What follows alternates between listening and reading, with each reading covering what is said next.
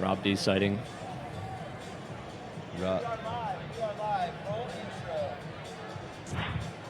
Ladies and gentlemen, a very, very special announcement from your DJ. The pizza is here. Please head on back to the concessionary area. They've got all sorts of USA crappy apparel. They've got pizza. They've got libations. Wait before the show gets started. 15 minutes.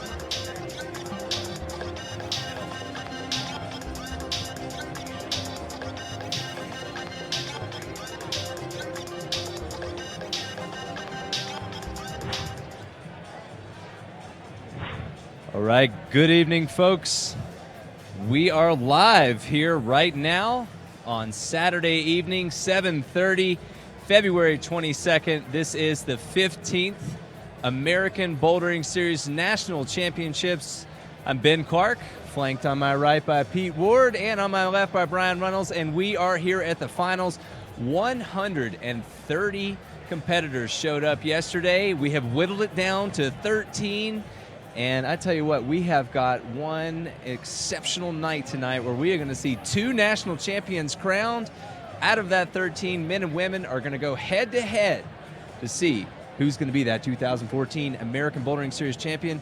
Pete, tell me, I mean, it's such an exciting time in our sport. What is going on? What are we going to expect tonight, and where are things? Well, it's a good question, Ben. And before we get into the details of what's going to be happening tonight, and there are many, and they are very exciting, wanted to take take a moment to look at the big picture of what's going on in climbing here. Climbing is at a moment of profound change, and what we're going to see here tonight really represents maybe the midpoint, maybe the culmination of a journey from the mountains to the mainstream. Mm-hmm. Climbing was originally born from a fundamental human need to explore. We were filling in the blank spots on the map. It was something that we felt we had to do.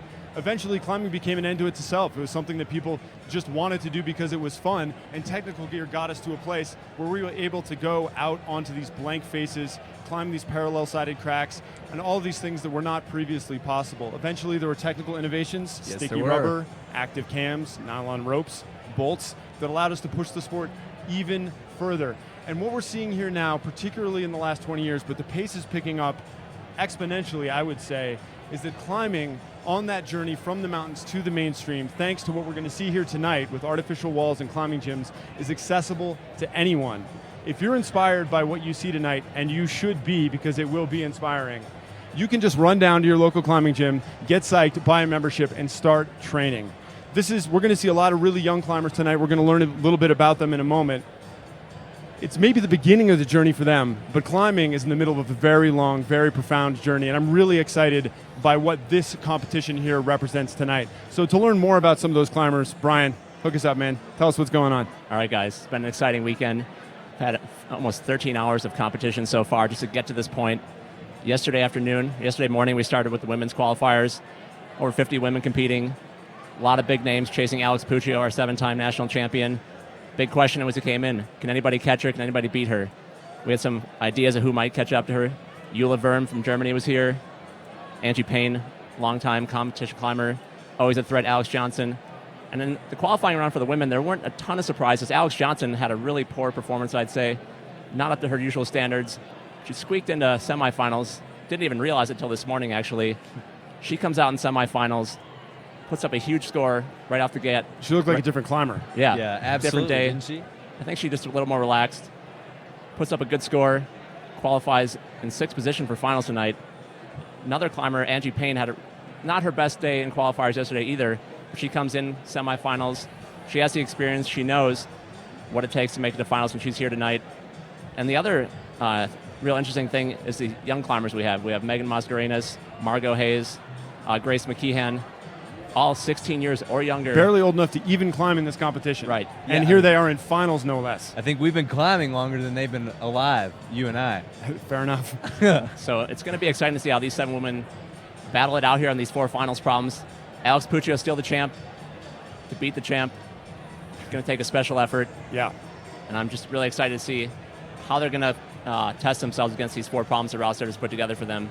Can the young climbers step up, take the crown from Alex Puccio, or is it going to be Angie Payne or Alex Puccio on top of the podium. Well, first, you mentioned Alex Johnson, who took what may have been a historic move.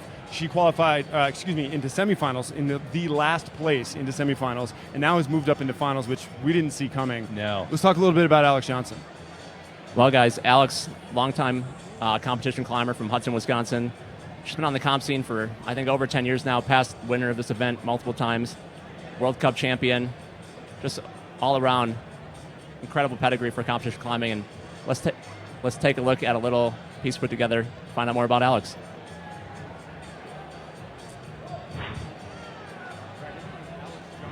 Former national champion who had a really rough day yesterday and just barely squeaked into semifinals and turned it all around with a basically, to our knowledge, unprecedented rise from 25th to 5th. Alex, you're going to be in finals tonight. What happened today?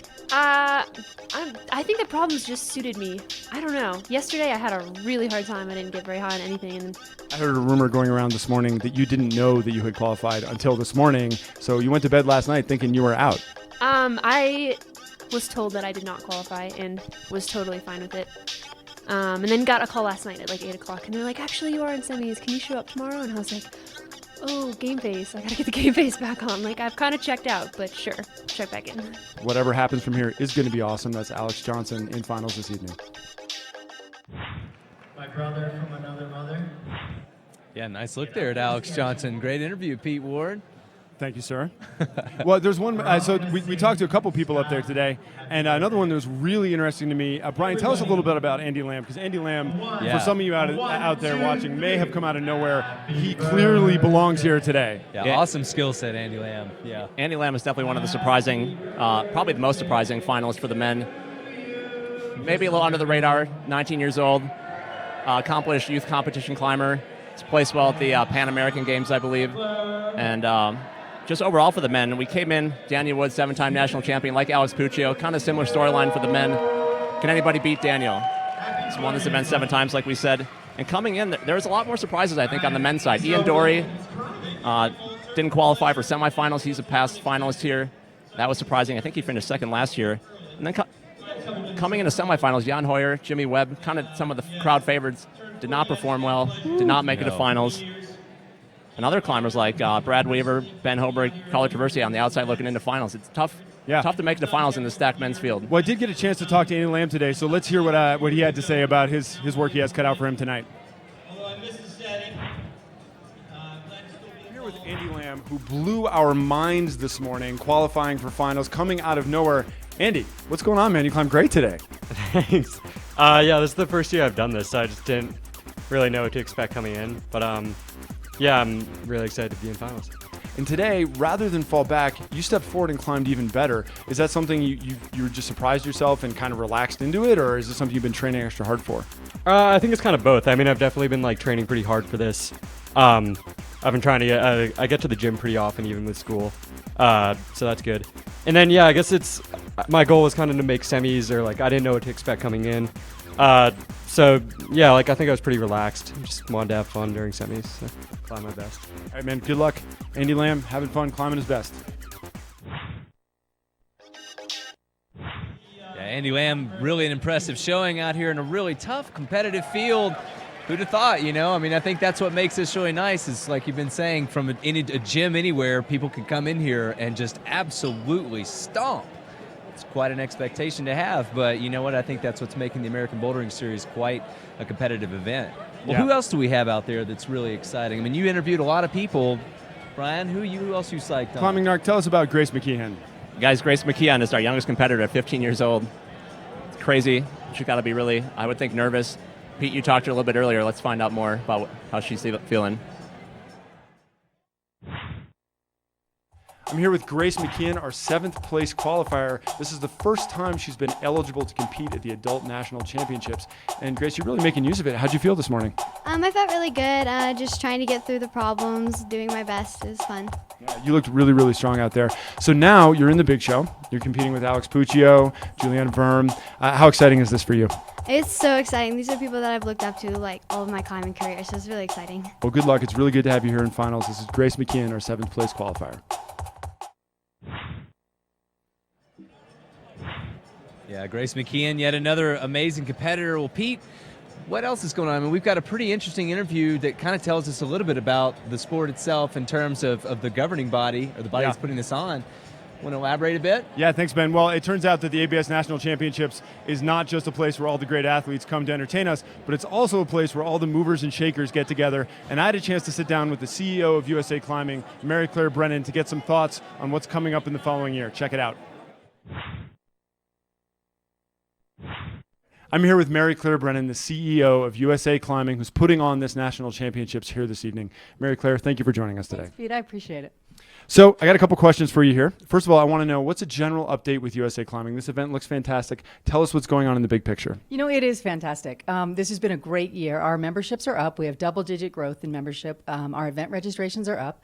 Our sponsors are renewing for multiple years. We've just signed 2 new corporate partners in the last 60 days. And it's a really cool time to be involved in climbing, and we're having a lot of fun. So tell us about the Olympics. We were hearing a lot on the Olympic front for a little while. Haven't heard anything in a little while. What's going on there?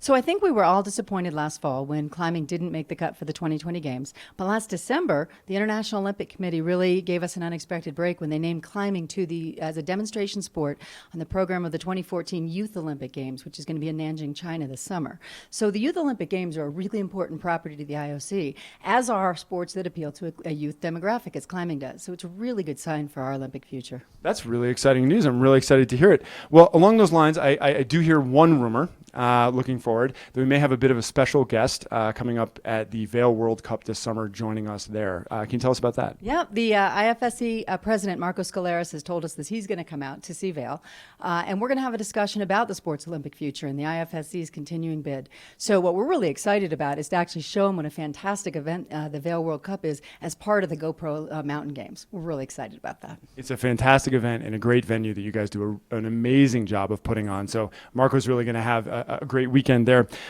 Back on the domestic front, how are things shaping up? I know we got the SES National Championships coming up for sport climbing. I believe it's Sender 1. Can you tell us about that? Absolutely. SCS Open is going to be a fantastic event. Not only is it at Sender 1, not only is Chris Sharma competing, but Sender 1 is preparing to make it an absolute Southern California party. They're putting together a huge vendor village outside of the gym, and we're working on a few things that I think will make the event really special for both athletes and spectators alike. So if you can't join us in Santa Ana, we hope that you tune into this webcast as well. We certainly do. I support that on a lot of fronts. One more question for you. I have heard a rumor floating around the venue that you may have a surprise announcement regarding this event, the National Championships, for next year in 2015. Can you tell us what's going on there? Yes, we do. Well, the ABS Open and Youth National Championships have been in Colorado Springs for the last 3 years. We've had great support from the city of Colorado Springs and our local host, City Rock, but we really do need to move the event around, both for climbers and different communities. So we are moving next year, and we're proud to say that we're going to go to one of America's greatest college towns, Madison, Wisconsin, and we're going to be in a fantastic facility on the shores of Lake Monoma.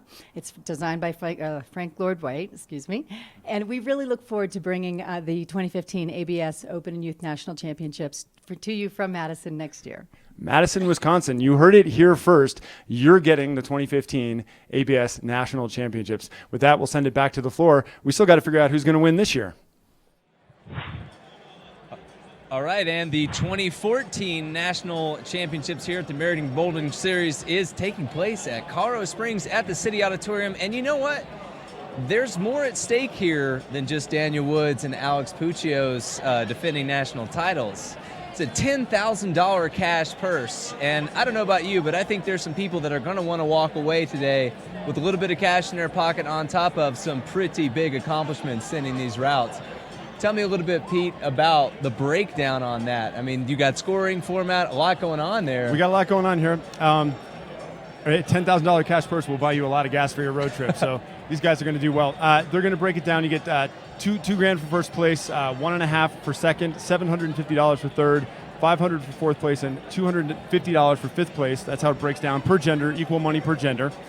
The format we'll talk about a little bit while we're watching the athletes preview. The scoring is the same as previous rounds. It's top scorer. So the number 1 criteria is problems done. Number 2 is moves done, then flashes, then attempts to top, and attempts to high point. We'll get more into that later on. Yes, we will. I hear it in my ear that we're ready to actually meet some athletes here. I think so. Let's do it. There's a few people to meet, big introductions. Some of these may not be necessary, but you'll enjoy it. Ladies and gentlemen, this might be your last chance to hit up the concessionary, or maybe it's too late. Check it out, they've got all sorts of food, beverages.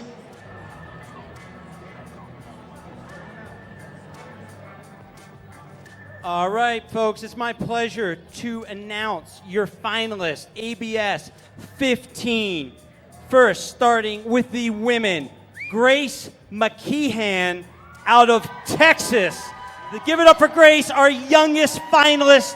She's 15, turning 16 this year. Next, for the men, Michael O'Rourke out of Chicago, former national youth champion.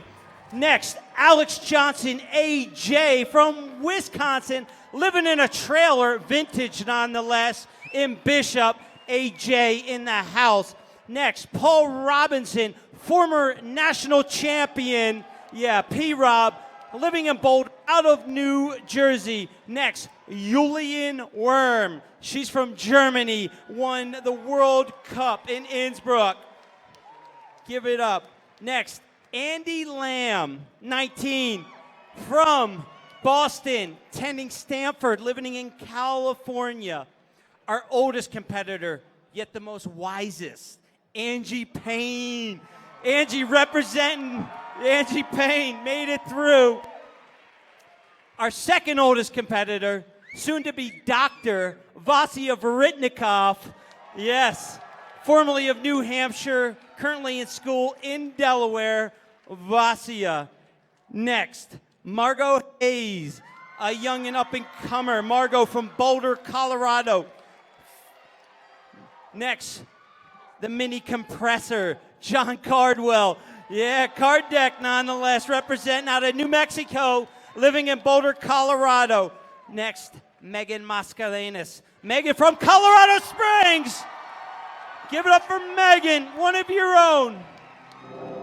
Last year's national champion, Dee Woods. Give it up for Daniel Woods. And Alex Puccio for the women, last year's national champion. These are your finalists, folks. ABS 15. It's going to be sick. Next, they will be setting up for preview of their boulder problems. Pete Torchicolo, chief judge, will be taking over at that time. They'll be going on to their first boulder problems. We won't move on until they're completed, and we'll move on both genders together. So here they are. Hard work, folks. This is your top 6. Cut down.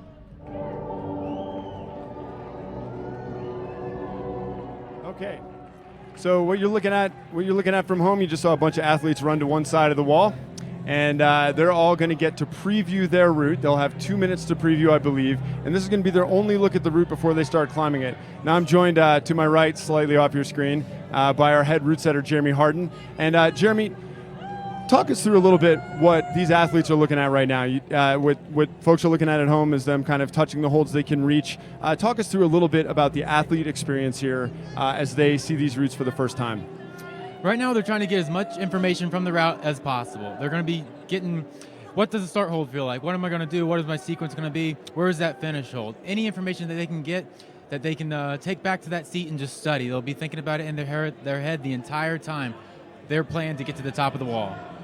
Now I see right there, they're asking Chris Danielson, who's one of our most experienced route setters and is a member of your team on this competition. They're asking him questions. What types of questions are the athletes trying to get out of the route setters? Are they pumping you guys for beta and hoping you'll slip up? This is a good one. So these athletes are trying to do anything to put the favorite. They're trying to get up the wall as easiest as they can, and that for them they're going to try to ask, can I use this bolt hole? Can I use the side of the wall? What can they press their luck on to get to the top of the wall? It's been our job to try to eliminate everything that they can possibly. We call it cheating, or skipping what we intend for the exact beta. Any additional information that they can gain, or extra ways around certain moves they're going to be asking for. Yeah, but you guys dictate, and this is one of the. If you're just tuning in and you're not really familiar how with the sport works, Jeremy and I could sit here and talk for hours and tell you about the strategy, the interplay between the route setters who set the field of play and the climbers who have to figure it out in this limited period of time. It's really unique to the sport of climbing. And once Jeremy and his team are done, once you guys have done your work and they've seen it, it's all fair game. There really is no cheating anymore as long as they don't do something completely outside the bounds of the rules. So this is a little bit like, you got to kick your baby out of the nest here. What's going through your mind? What's going through your gut right now? You got to be, you can be honest here. It's just you and me. Nobody else is hearing this. You got to be a little bit nervous. A little bit. We're always going to be a little bit nervous.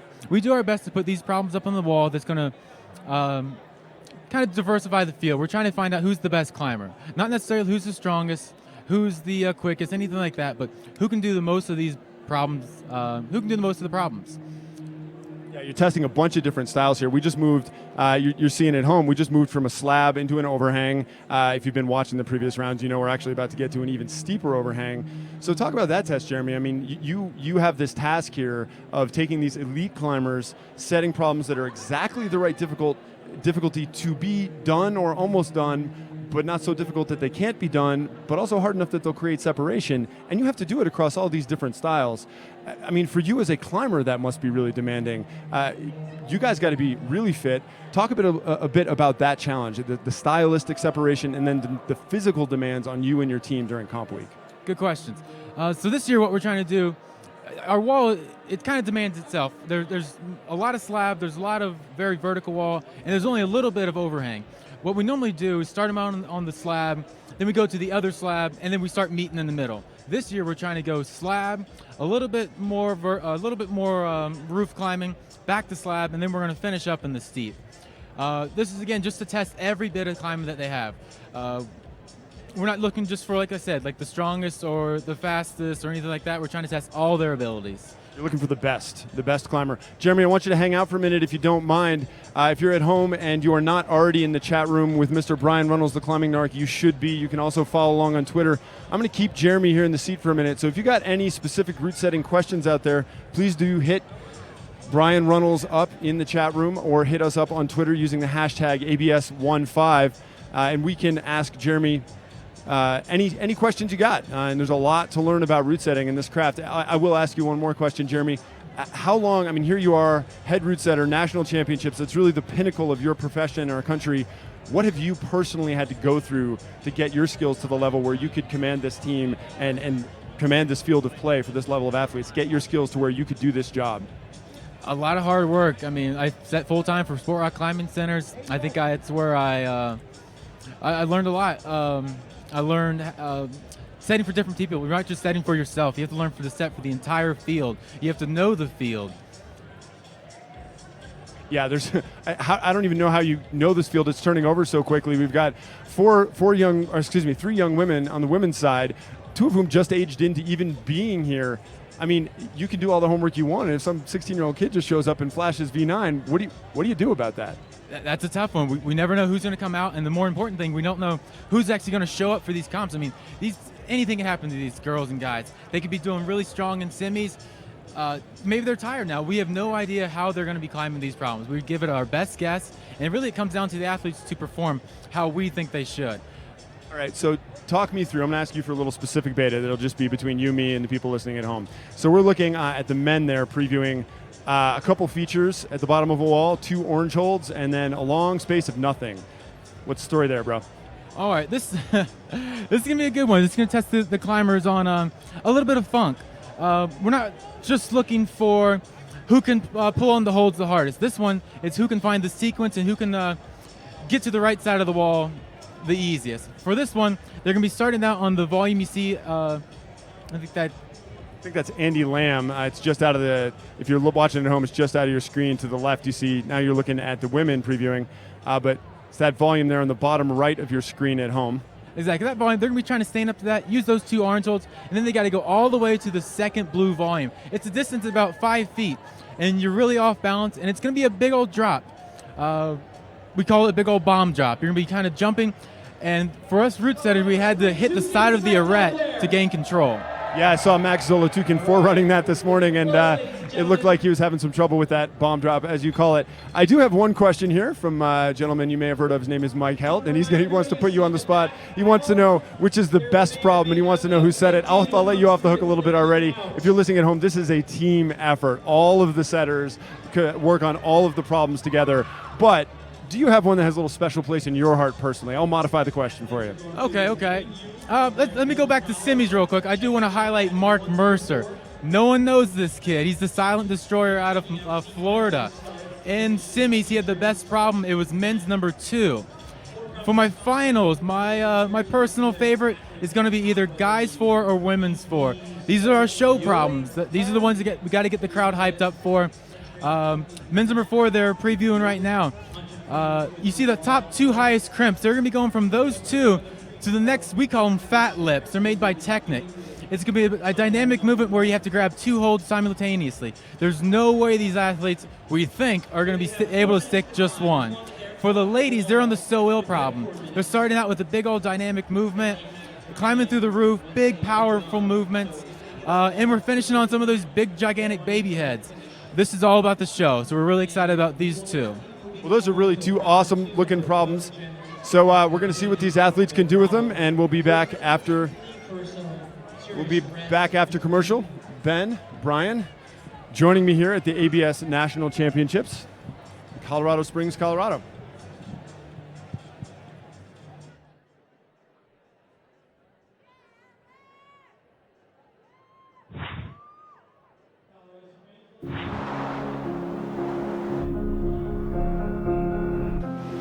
Everybody needs beauty, as well as bread. Places to play in and pray in, where nature may heal and give strength to body and soul. The mountains are calling, and I must go.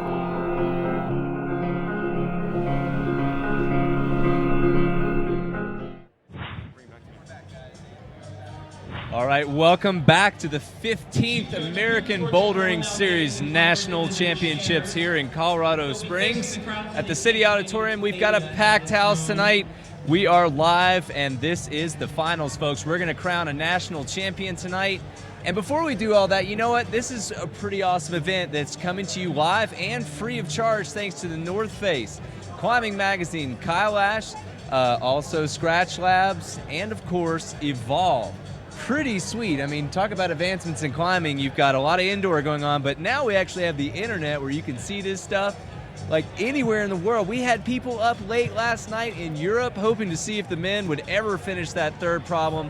Let's hope tonight we've got a total bottleneck somewhere that someone gets a send on and makes it an unequivocal championship where we will absolutely know at the end of this night who is the national champion. Brian, what are you liking? What are you thinking? Who's going to come out here and who's going to take charge?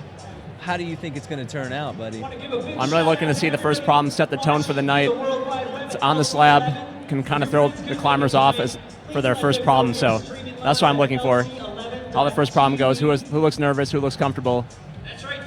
Yeah, we really spent a lot of time this morning wondering if Alex and Daniel were in real trouble. And I remember feeling that way all morning, that there's just so many strong climbers here, and I felt like it was anybody's game. And here we are again, and they qualified in first place. So we'll see what happens tonight.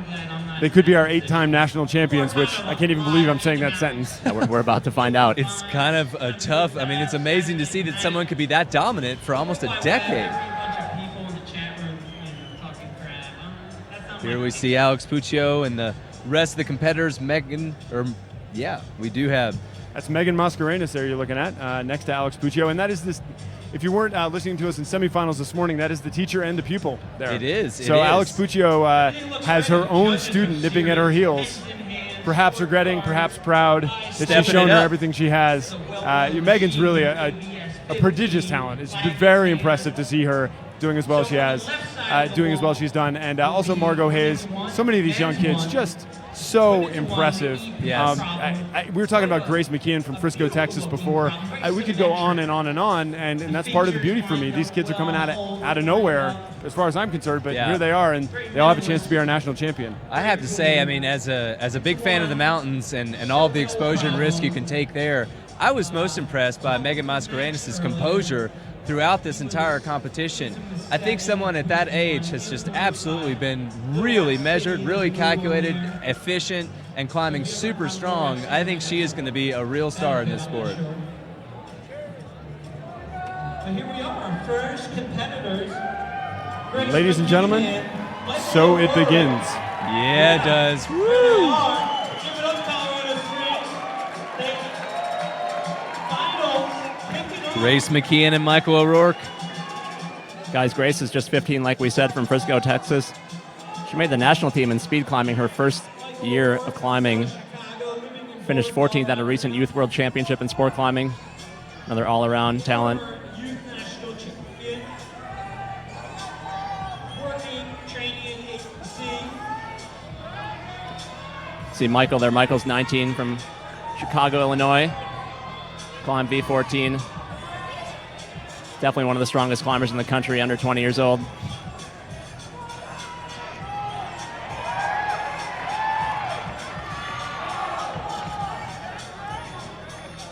That move is hard. I had a lot of fun talking to Michael earlier today, and maybe we'll have a chance to get to that interview later on. But you know, as you said, he's really known for that power, and he's been doing the slabs here in this competition. It's kind of his slab coming out party this year. Been a little bit vocal in the past about his distaste for slab climbing, but didn't show this weekend. He's climbed really well. Yeah, you've got to be well-rounded to really show up here and perform. This is not a competition that favors any one particular strength. You're really seeing a versatile skill set and everybody having to bring their A game at every level.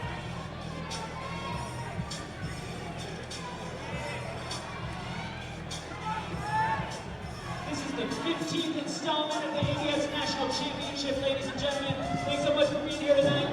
We want you to make some noise. I'm sitting over here with Jeremy. So Jeremy, tell me a little bit about attended sequences here. If I'm a male route setter previewing this route, I'm thinking maybe I gotta do a little bit of a balancy pseudo dyno there and then mantle that thing. Is that right?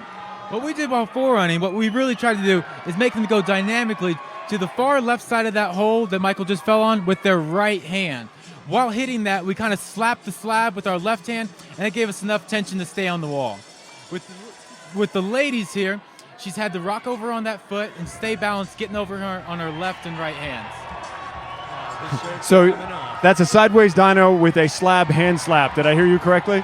Yes, sir. We have not named that one yet. We'll have to dig through our dictionary. We're going to learn a lot here at the ABS National Championships, including we're going to learn about Grace McKeon, our first female out and our first send of problem one. Grace came to get down. That was really smooth. Yeah, Grace McKeon looked very, very wise and in control for a 15-year-old up there. That's impressive. Yeah, I don't see the pressure getting to her at all, guys. No, she was very smooth. And there it is, the sideways dyno with hand slap. Jeremy Harden, well done, sir. I wish I could take credit for that one. That one's going to be Max Zolotukhin for that idea. You know, is it just me or is wow, inches away from Michael O'Rourke? Hey, let's talk about Max Zolotukhin for a minute. He's been canvassing for this job. If you haven't heard of him out there at home, Max is a young route setter, a guy who's been hungry. You know, he's not afraid to call a shot and say he's good at his job. He's been canvassing for this job, and I feel like every problem he set this weekend has been. I've been so impressed. Exactly. This is why he's getting the shot for this national crew. Max has great ideas, and just if you know Max, you know why. Max is a guy he's not the ordinary guy, so he's coming up with not the ordinary ideas. I don't think anybody on your team is ordinary. You guys are a team of extraordinary individuals, and pulling off movement like that, testing these best climbers in the country, very impressive. And right before Mike.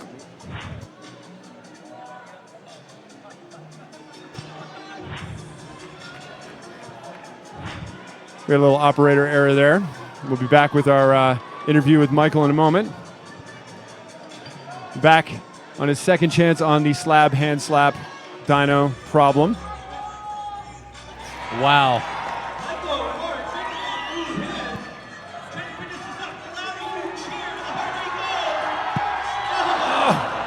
And Jeremy, tell us what the body. He's trying to get a finger slot. He's treating that huge slot almost like a pocket. Is that going to work, or does he have to get higher up in that thing? That's almost the move. This is a very low percentage move. There's two options for this one. The one Michael O'Rourke is trying right now, when we were trying it that way, we were going a little more static. The other way, if you see in the right corner, just below the blue volume, there's a lot of chalk. If you hit your right hand up there, you can do it a little more static, getting the foot up over. Okay, let me put you on the spot a little bit here and ask for some predictions. This is your first problem. How many tops do you want to see here? Oh, on the spot. Our first one is we want to get the crowd excited. We want to get the girls up on. We try to get them some confidence. We're okay if all the competitors send this problem. We would prefer if maybe one wasn't able to do it.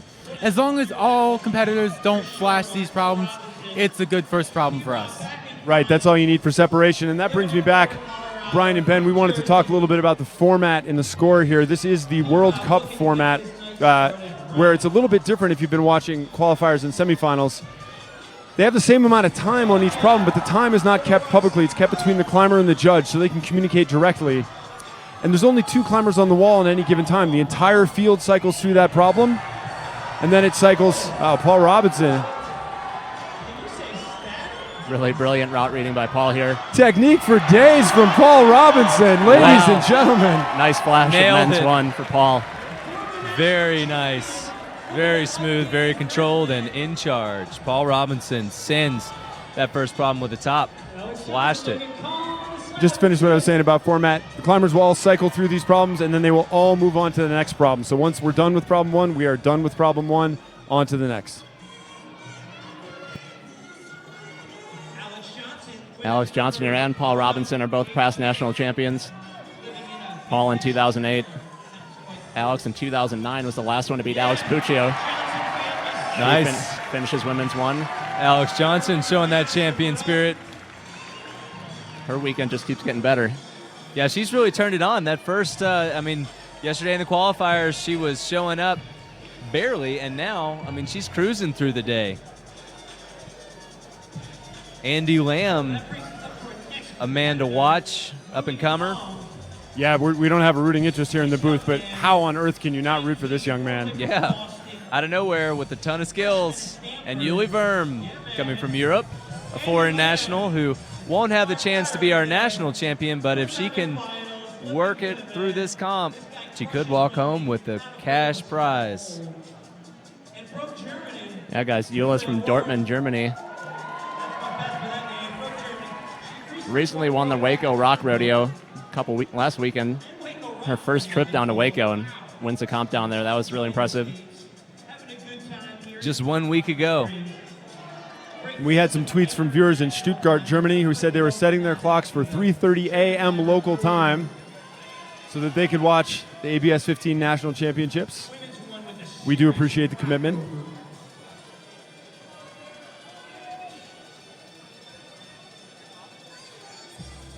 Andy Lamb taking his time thinking about the move.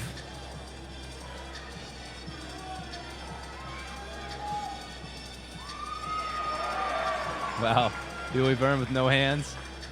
And she's got a lot of experience in competitions. Won on the World Cup in Europe. Long-time competitor over there on the circuit. She's going to be real familiar with this kind of style.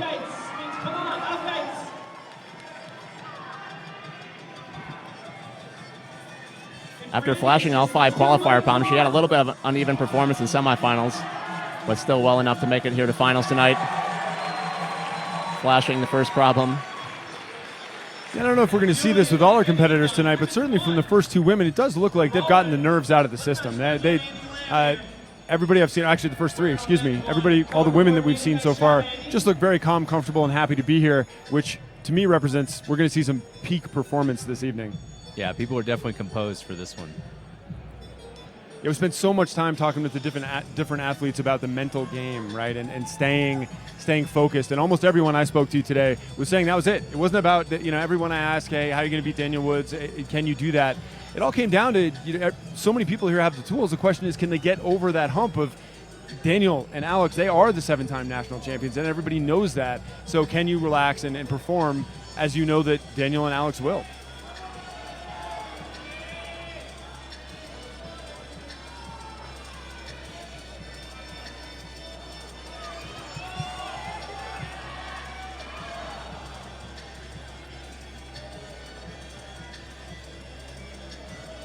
Andy Lamb a little perplexed. It's a big move over there.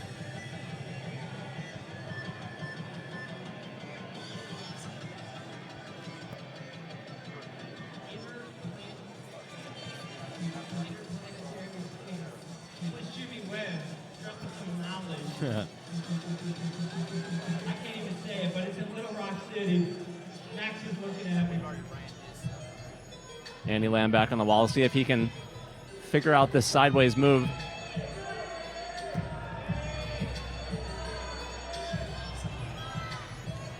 Not the most comfortable move to have to pull off in front of this big crowd. His first ABS Nationals finals. Looks like he still has time, though, for another attempt.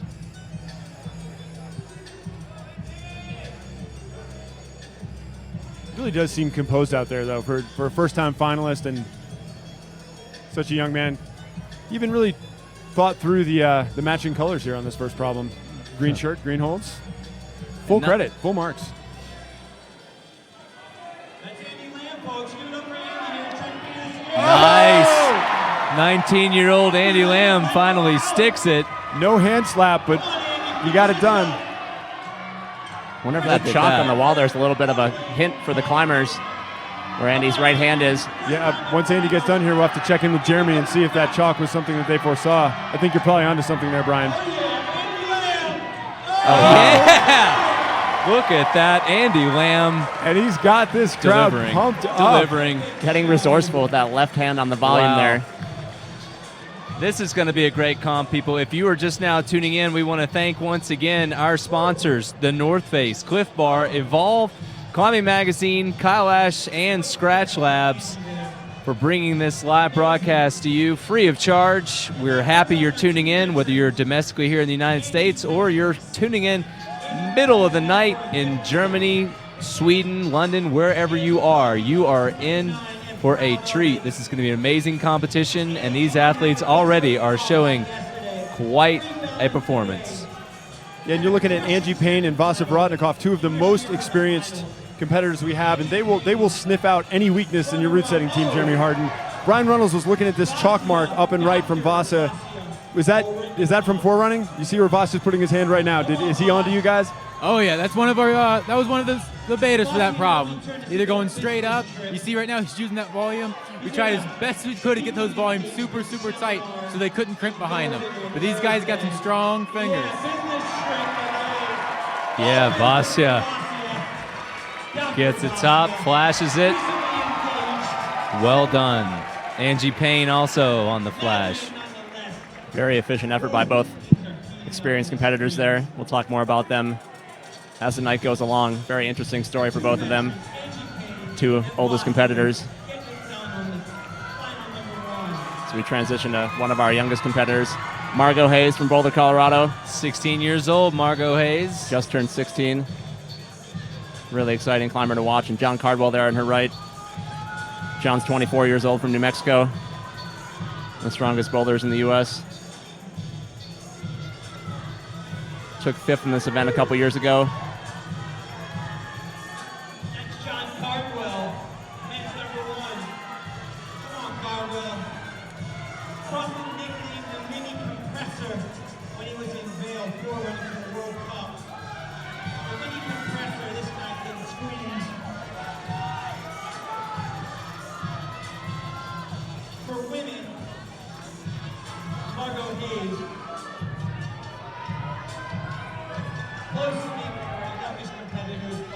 So looking at John Cardwell checking out this problem. Margot Hayes there on problem 1. I did have a chance to speak with John earlier. Hopefully we'll get a chance to hear what he had to say about this finals round.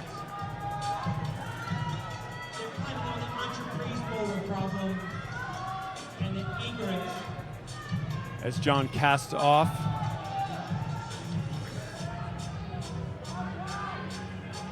Ooh. Cardwell trying an interesting new sequence we haven't seen quite yet. Finding it a little too difficult to stay on the wall. What do you think, Jeremy Harden? That stemming look that John Cardwell was giving us, is there any hope there? We tried it multiple times. It's not the easiest way. It could be done that way, but you got to get to the big pinch over there. Fair enough. If anybody could do it, it would be Cardwell.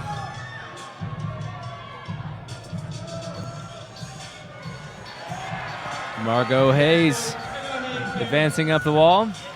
Looking smooth now. And guys, we've seen that both these problems are doable, so these climbers want to keep pace. They're going to need to finish this problem. Margot looking good. Yeah, Margot Hayes gets the top. All the women off to a good start so far.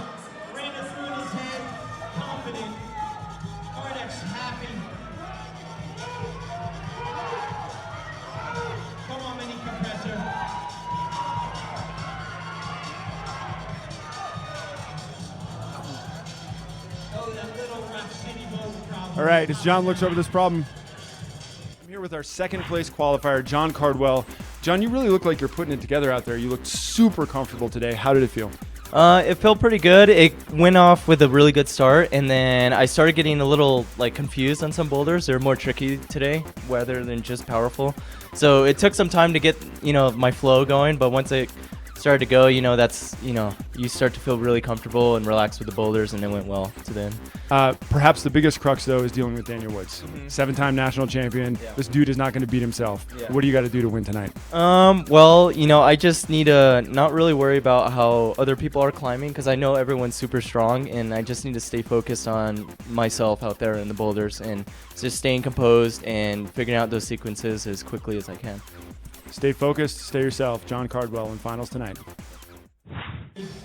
All right, good words from John Cardwell. Stay focused and stay true to yourself. He's definitely got the focus. The laser beam's on, but I don't know if this sequence is going to work out for him. Looks like he might be focused in the wrong place. Yep. Although a person could be forgiven for not reading the sideways hand slap dyno. It's hard. John did pull it out in semifinals at the last second in a similar fashion. Let's see if he can do it here. Yes. I bet he can. If he gives himself a chance, he has the skills to be our national champion, but he's got to get through this problem to get it done. Needs to get a little bit more reach Clock off is that ticking. hold. It's like he's got to press up into that corner. Oh, man. Great effort by John. So many skills are demanded to complete these boulder problems. I mean, he just let his hips get an inch too far away from the wall, and he was out of there. There was just no way he was going to hold it back in, and it's so difficult to train for, so difficult to execute that kind of technique under this kind of pressure. I'm so impressed every time anybody does it. And to see how difficult it was for John Cardwell right there, it tells you everything you need to know. Yeah, the pressure is incredibly on. Well, here we see it could be our country's absolute finest. Megan Mascarenas, an up-and-comer, 16 years old, Colorado Springs local, 4th place last year, and has absolutely shown an enormous potential in this competition so far in the qualifiers and semifinals. And, of course, Daniel Woods needs no introduction, 7-time champion.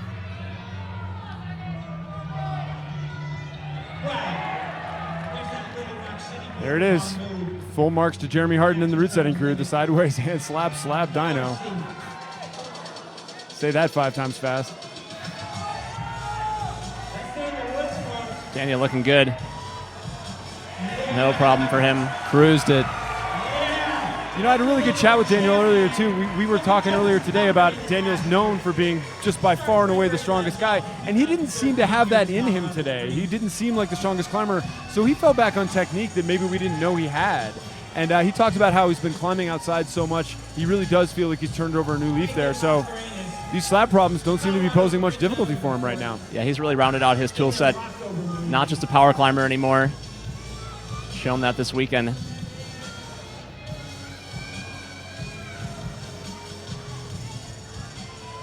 Plenty of power problems for him still to get on, though, as we move along in this evening.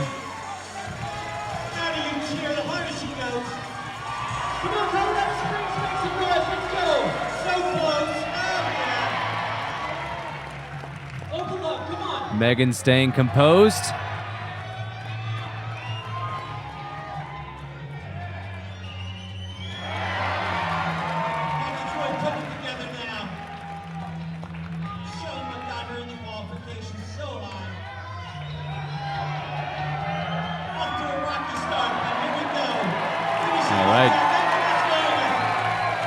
Mascarenas gets the top. Well done. All the women have sent the first problem at this point, separated by attempts. We'll be looking at live scores in just a little bit after this round is over. See where these climbers stand after first problem. Pete Ward, what's our nickname for Alex Puccio? I don't know. We might have to save that until we get to the overhangs. Well, she certainly got that terrain figured out, and it's going to be fun to see what she does with this problem. You know, I was talking a little bit with her during the break, and I found out something really interesting, actually. She's been to a competition where the athletes themselves have to set a route. There's only 6 invited, and then they all have to climb on each other's problems, and they have to draw out of a hat what style they get. And she's drawn the slab problem before. She's had to set a slab problem and then compete on it with other top athletes. So as much as we know Alex for being the overhang monster, we'll talk about her nickname a little bit later on when we get to the overhang, she actually excels at this kind of climbing as well. As you can see, just using the force here on problem 1. Yeah, I mean, there's some focus happening right there, keeping her on that wall. Incredible. Very balanced, very calculated, very smooth. You could not call Alex Puccio a one-dimensional climber. She really, really has it all. I'm so impressed to see her feel so comfortable on that slab.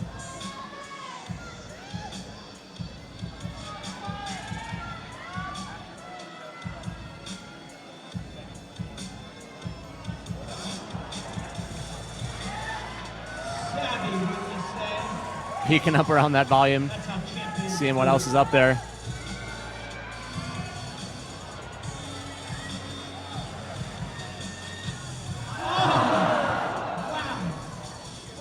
Kind of a confused look on her face on the mat there.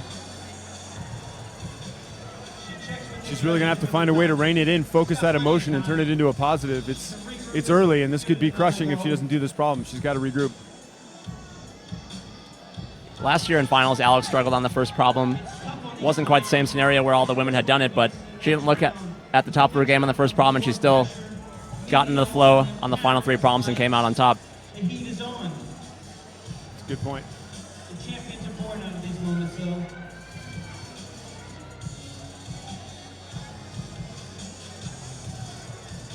It was interesting that she tried to jump to that last hold. She seemed like she was in a comfortable position, just didn't try to get her foot up in a way that would have made it a lot easier. And she knows, I imagine that reaction was as much out of frustration with herself as anything else. I mean, she knows the other women have been having success on this problem.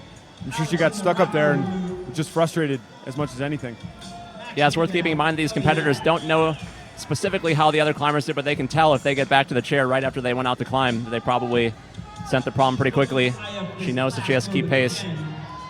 She needs your support, though, Colorado Springs. Don't leave her down. She was so close. The crowd's starting to get behind Alex Puccio. Finding holds where there are none and chalking up off of them. Alex Puccio. Impressive. If she doesn't like the route setter set, she just sets a different one. There we go. A top for Alex Puccio. Stay tuned. That means our athletes are moving on to our final number.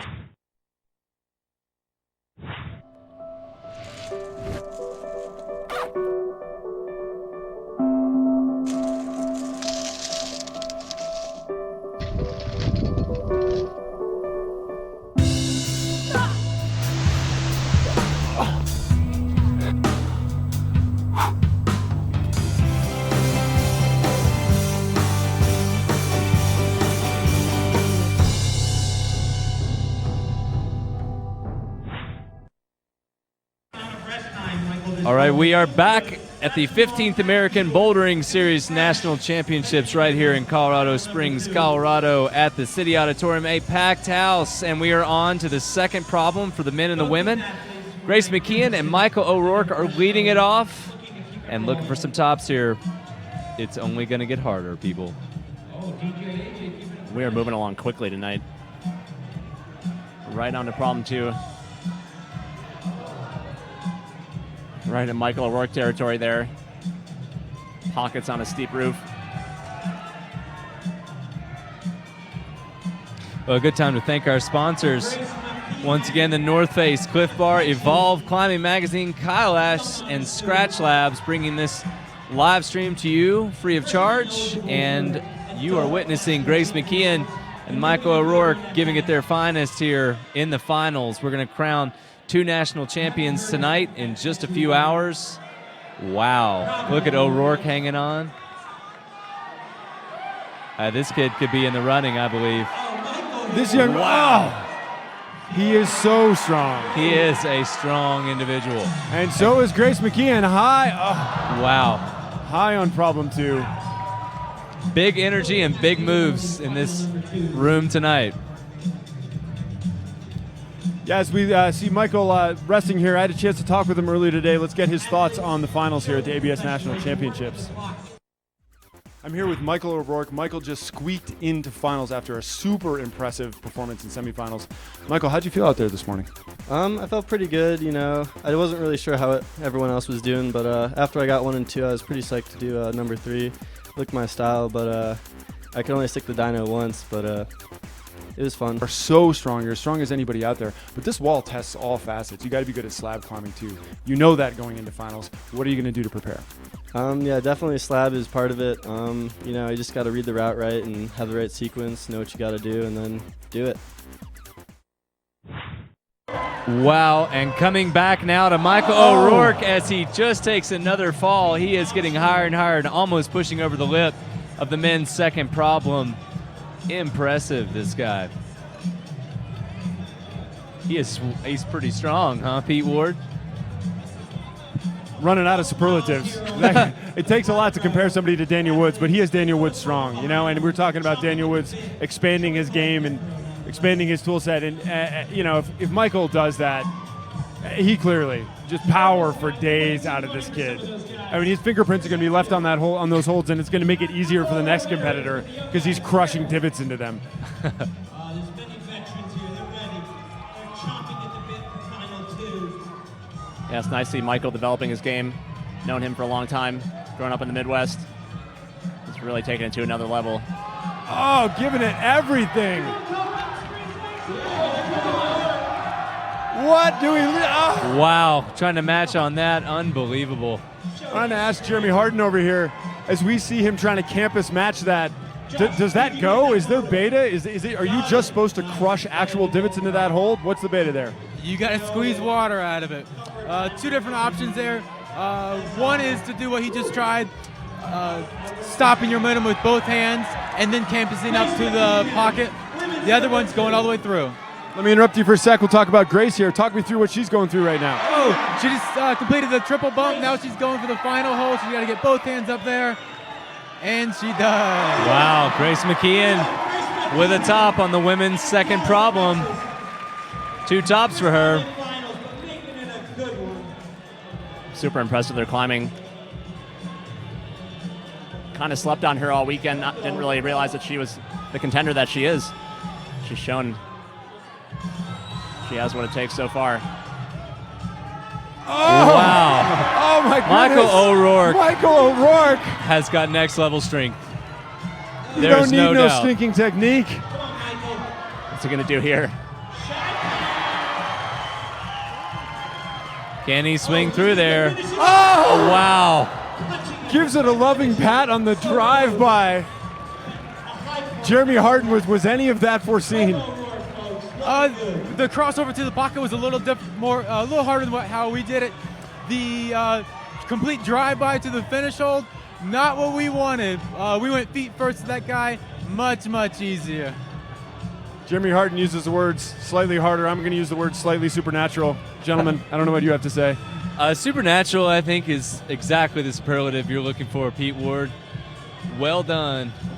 Now we got Alex Johnson, a former champion, as well as Paul Robinson, 2008 American Bouldering Series champion. Easing on to those second problems.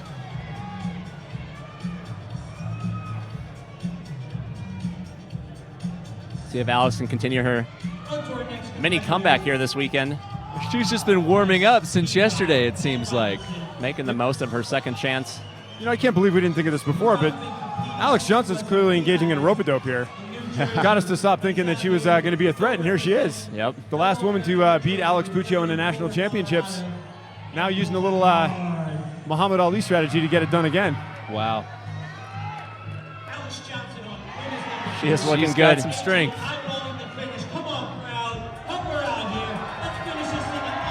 Wow. Good effort. On that E-Grips women's number 2. Alex Johnson clearly in the game.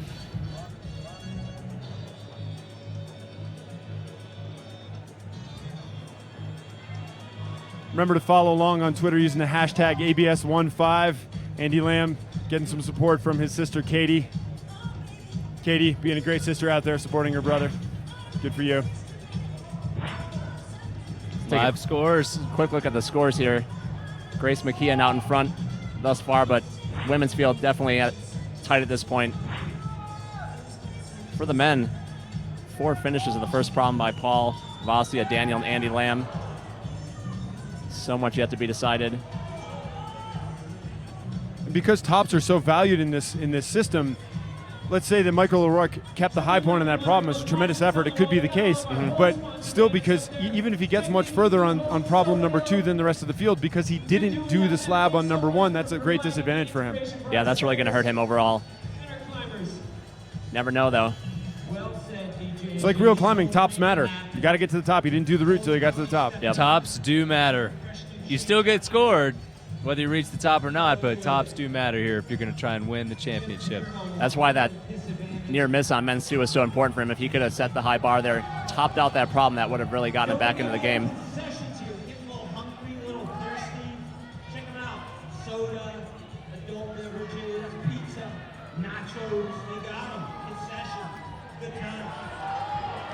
Paul Robinson ready to set up for that move at the lip.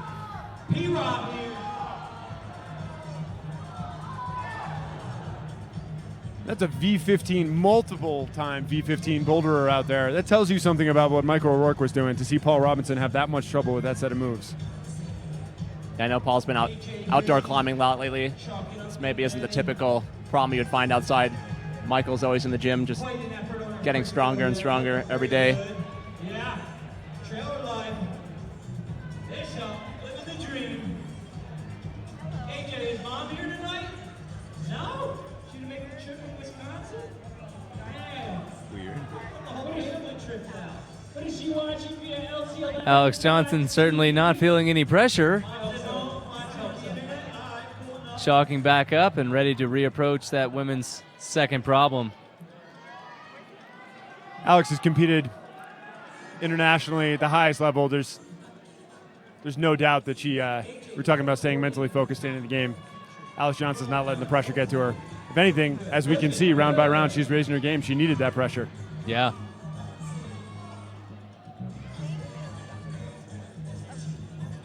Looks like Paul's calling it a day on men's 2. Not your breathing problem. Get your feature, bro.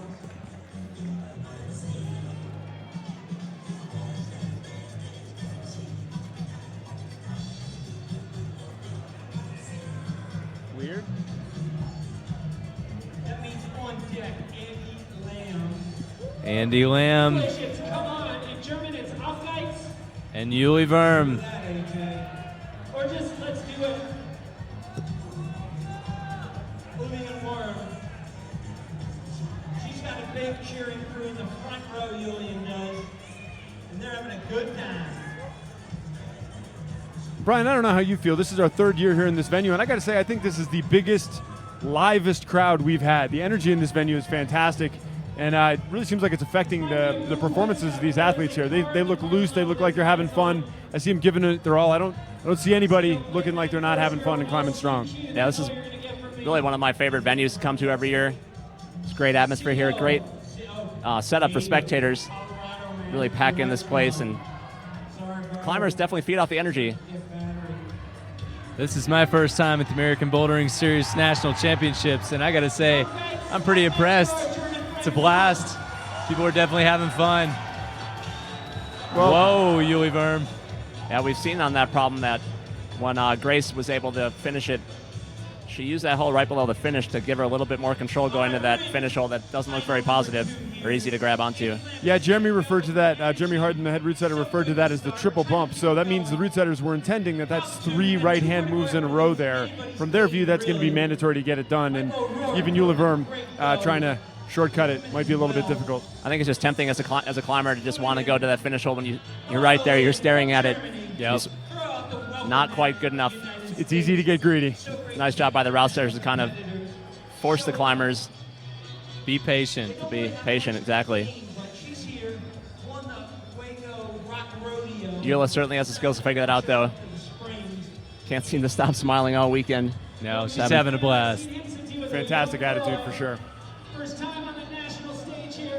You can see in the back of your screen, Vasily Vorotnikov waving his arms around, trying to stay loose. One of the challenges for the athletes in this format is they were getting fatigued in the earlier rounds in qualifiers and semifinals because they have to climb every 4 or 5 minutes. Well, in this round, they might be stationary for half an hour at a time, and they have to stay warm, try and on-site these difficult problems, do them on their first try if you're not familiar with the climbing vernacular, and then stay warm for that long rest period in between so they don't injure themselves and they don't lose that peak performance. That's a great point, Pete. They probably finished warming up an hour ago, maybe even longer, and then they come out and climb pretty quickly on the first problem.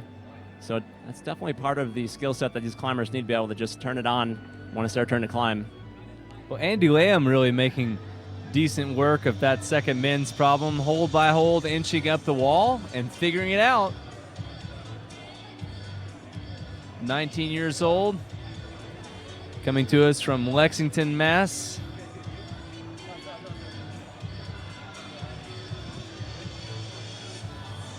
Well, the sport is changing. We're starting to get celebrity root setter shout-outs on Twitter. Jeremy Harden getting a shout-out from your boys back in Sport Rock. Adam Roy says, Sport Rock has great problems, so congratulations on your day job. Apparently you're not mailing it in there either. I'm not half bad, I guess. You got to be a little better than half bad to get this gig. So talk us through the projected number of sends you would see on each, or number of falls you would want to see on each of these problems. So this is for the show. We've already separated them through qualifiers and semis. Now we're in the finals. It's okay for us if multiple girls and guys get to the top of these problems. Just like that. Yeah, with a smile. Eula Verm getting it done. So you're okay with seeing these things get done. On the guy's side, that was a great effort from Michael O'Rourke, but we're seeing with Andy Lamb and Paul Robinson that this men's two is no joke. Absolutely no joke. Michael O'Rourke is no joke by himself. He's known for the upper body strength, being able to campus through those moves, and he shows. Excellent job by Michael O'Rourke there. Well, Jeremy, I'll let you get back to negotiations with your agent because now you're a celebrity and you're getting root setter shout-outs. So we'll come back to you in a minute. Brian and Ben, what's going on in the chat room over there, Brian? People are psyched that Eula finished women's two. Proving me wrong, just going straight for that finish hold, finding that the top is a little more positive than that bottom edge. That's right, Angie Payne rocking the #1 bib. Vasha Vorotnikov looking really smooth on that second men's problem. Angie Payne on the women's. And Vasa is not known for his pure power. I got to say, if Vasa can do this problem, you should look out for a national champion named Vasa Vorotnikov because this one is, I'm going to say it's kind of outside his normal set of strengths. Not that he's not strong, he's brilliantly strong, but Vasa is known best for getting everything perfectly right. He is the most incredibly technical climber I've seen and just a complete perfectionist when it comes to his own performance. But if he's got the physical strength today to do a problem like this, Daniel may have a real problem on his hands. Angie Payne getting into the sequence where she needs to bump it 3 times to get to the top. Let's see if she skips those holds. Angie Payne's going to have to dig deep here. She looks a little tired. Yeah, you saw her kind of being patient. Yeah. Yep. That was so impressive. You saw her kind of do the math in her head there, and she came to that triple bump. Very impressive to see. Some of that experience showing through there. She's psyched. Crowd is on their feet. Vasha Vorotnikov makes it back up to the lip.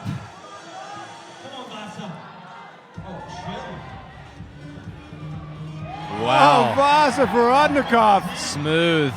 Oh! Wow. Had a great chance to chat with Vasa today. Let's see what he had to say about the finals at the ABS National Championships.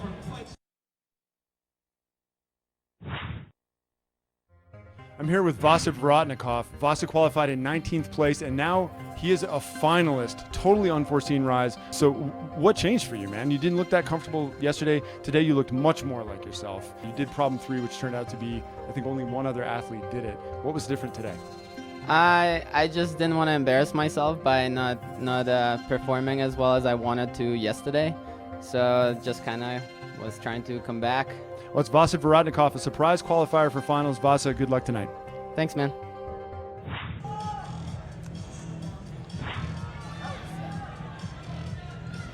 All right, Vasa. Quite the competitor.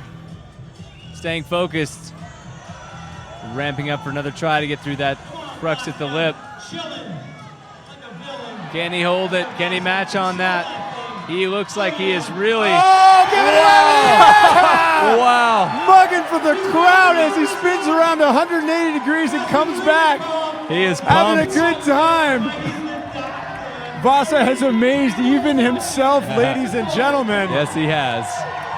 Sent this crowd into a frenzy. The broadcast team is on their feet back here.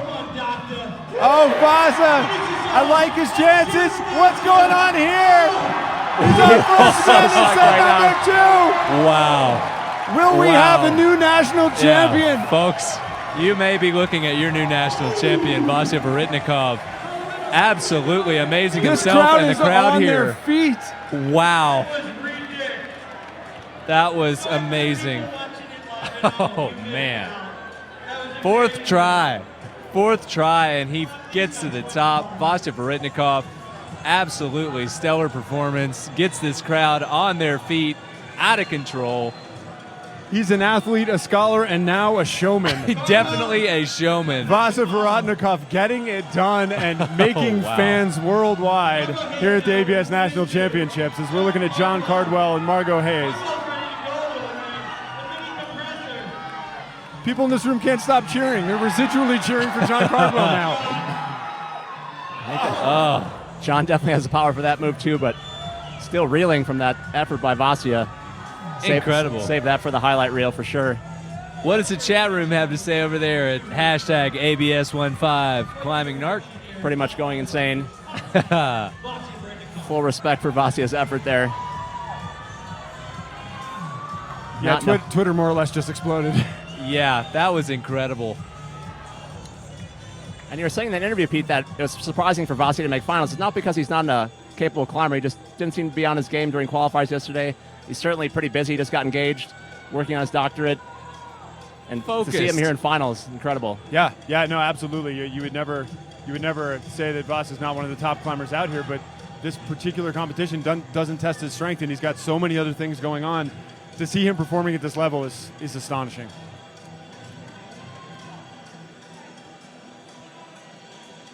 Woo.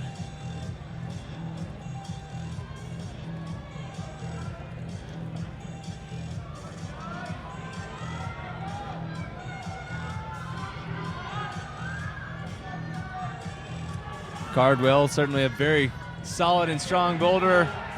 See if he's got what it takes to move through that lip as well. John definitely has the power to do this. I see him doing things like this all the time at the gym. Tough to do in this 4-minute window.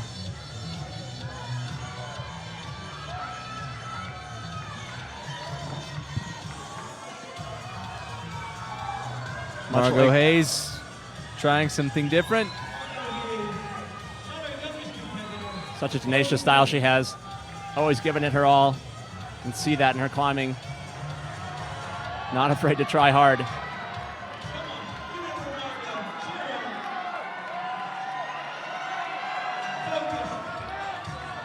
Will she make the bump? She's getting there with some patience.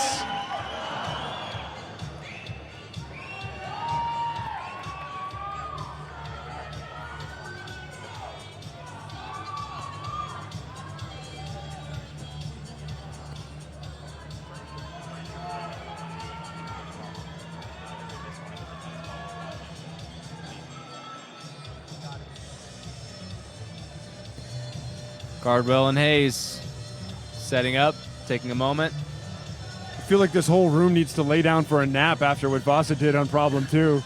Man. There'll be time for rest later, Pete. We're just getting started.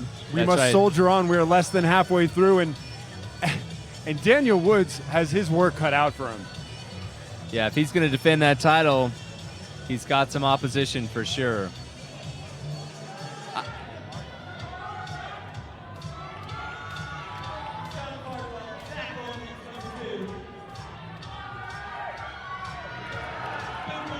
It's worth keeping in mind that the second problem for the men looks pretty taxing. All these attempts are going to add up as they get onto the problems 3 and 4. Really physical climbing. Looks like that's going to be it for both those climbers. Yep. So that we've seen the first 2 there not make the top. Hayes and Cardwell. Now, Megan Mascarenas, the local favorite, 16 years old, pupil of Alex Puccio, and defending champion Daniel Woods approaching the wall. Daniel Woods, men's number 2, Megan Mascarenas. Oh yeah, load them up here. Let's go. Come on, folks.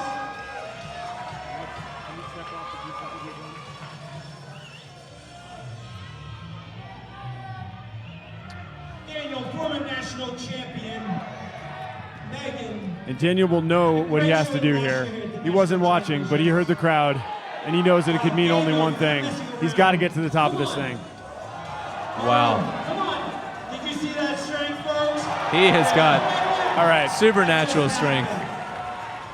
Come on. Oh, rebate. Daniel, show what he's got. Come on. Oh, Daniel Woods, savvy.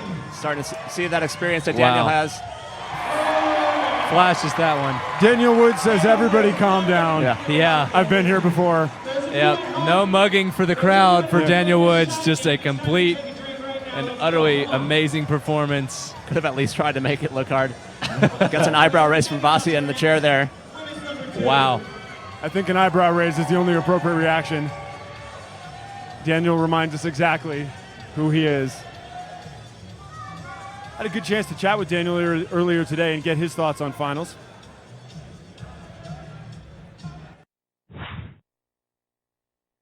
I'm here with our 7-time national champion, Daniel Woods. Daniel, great job today.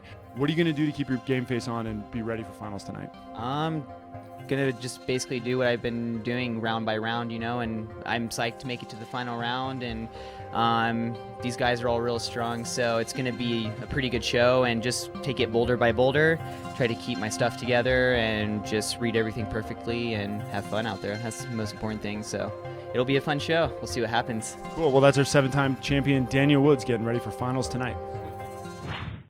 All right, Megan Mascarenas still working on that second women's problem and having a little trouble. But she's still got some time. Guys, it was interesting to see both Daniel and Vasia on the end of that problem, getting their foot out on that finishing hold. Really savvy move by them that we didn't see Michael figure out. Yeah, I'm going to go ahead and, that's a good point, Brian. I'm going to put it to Jeremy, our head route setter. The 2 guys that sent that problem got ahead of themselves at the very end, and they put a heel on the finishing hold first, as opposed to Michael O'Rourke, who just kind of touched it on the way by. Did you guys see that heel hook coming, or was that an improvisation from the top-level climbers? Oh, no, that was the easiest way for us to do it. Lead with the feet and then come into it. As you see, Michael fell trying to just do the drive-by, which we thought the more difficult move. Yeah, well, he's going to have to go home and do his homework. He's clearly got the tools, but so the more experienced climbers there, you really expect to see right to what you guys intended. Yeah, that's what we hope for. We try our best and to predict what they're going to do. Sometimes it works out, sometimes it doesn't. Well, it certainly worked out there. That was a brilliant problem. Congrats to you and your crew. Super fun to watch. Back to the wall with Megan Mascarenas. Ben Clark, Brian Runnels. What do we got going on here? I'm just reeling in pretty amazing spectacle over here. Mascarenas, 16 years old, just showing up to compete with some really experienced competitors and doing really well, keeping her composure. And she's going to want to finish this problem to keep pace with the other women who have sent this second problem. Yep. Gotta keep her composure. Too much. Rushed it just a little bit there. Looks That's like she's it out for of time. Mascarenas on the second women's problem. Alex Puccio, defending national champion. You know, guys, I'm so impressed that we've been here. We broadcast for 10 hours yesterday, 3.5 hours this morning. The three of us have certainly seen a little bit of rock climbing over the last 2 days, and the performances that we're seeing right now are on such a different level from anything we've seen yet. It makes it all the more stunning in the context of all the amazing climbers. We started at 130 climbers yesterday, and we've whittled that down to the top 6 men and top 7 women. 10%. And to see all of these athletes raise their game, I'm just constantly amazed every time it happens. It never stops impressing me. Turn around, figure it out, get it done, 5 minutes, go big or go home.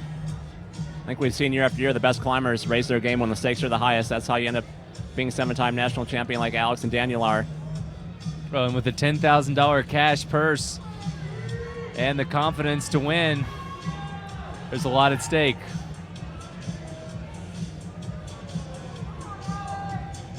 Puccio.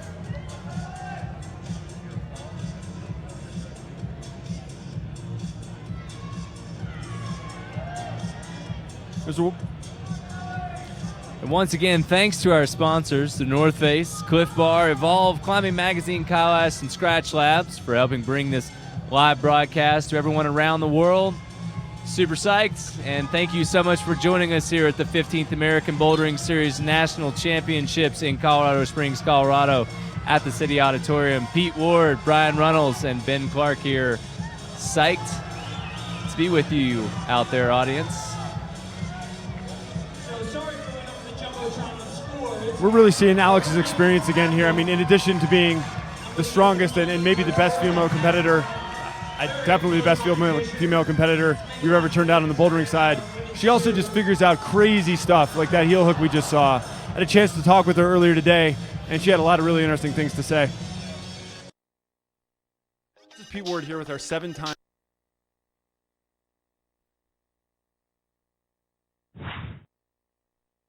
Pete Ward here with our 7-time national champion, Alex Puccio. She was our #1 qualifier in the semifinals. She's our #1 qualifier in the finals. What do you got to do to be maximally prepared and ready to take down your 8th national championship this evening? I need to go eat some food. That's one. Maybe the rest of it. But I think it's more mental preparation because I think all of us are like really tired. I mean, I was exhausted and I felt like throwing up after one of the boulders. Just like, you know, we climbed yesterday and we climbed earlier today. We're definitely going to be more tired and not, you know, 100% max energy for finals. But you have to like put on the back burners and do whatever you can. Well, good luck tonight. We're all going to be rooting for you. This is Alex Puccio, our 7-time national champion, getting ready for finals. That's your update. Sorry, beyond on the Jumbotron. All right, you're watching the 15th American Bouldering Series National Championships. Alex Puccio on the wall, attempting the second women's problem. This will be her second try. It's all about plumbing. It's all about plumbing. We're clogging the plumbing right now. Brian, what's going on over there in that chat room at hashtag ABS15? People join the conversation. We have tons of people out there in the chat room.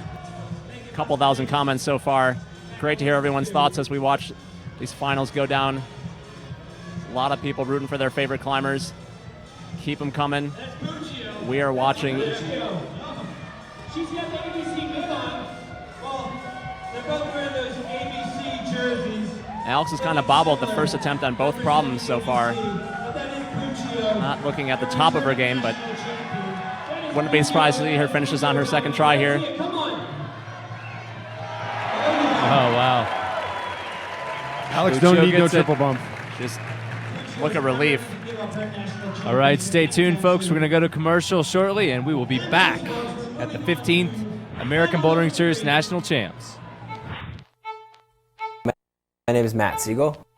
I'm a professional climber, and I've been climbing for, like 17 years now. Question of why I climb is such a hard question. It makes so much sense to me when I'm climbing that it's kind of like I couldn't imagine life without climbing. I love rock climbing. I don't want to quit.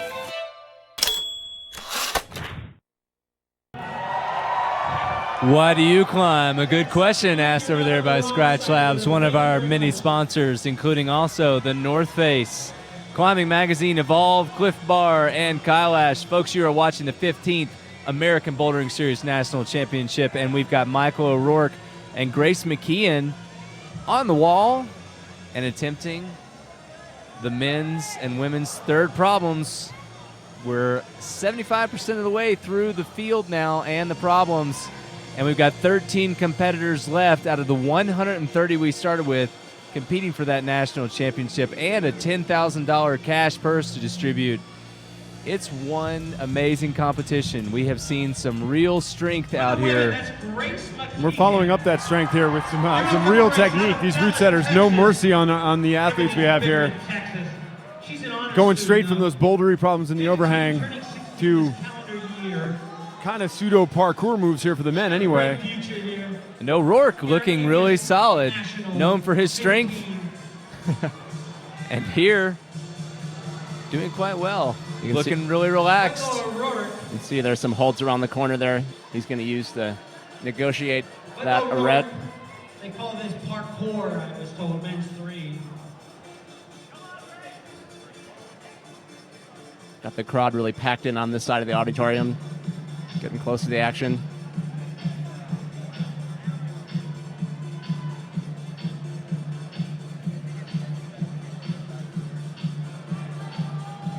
Get an update on scores here in just a second for you. See where these climbers stand after 2 problems. That's Michael O'Rourke here, folks. Men's number 3. Buckle up, come on, let's see it. Wow, all right, it does work out. One last move from Michael, matching on this volume. Oh! Right to the last hold, Michael. It is not over till it's over. No, it is not, and you need to top Michael O'Rourke. Michael did a great job on the second men's problem. Didn't quite nail that last move, but certainly inspired the audience.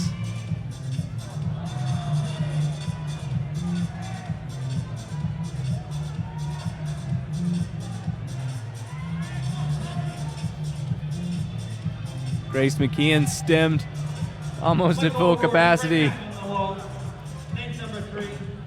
Michael with a little forward and back action there. That was impressive. Just barely saved it.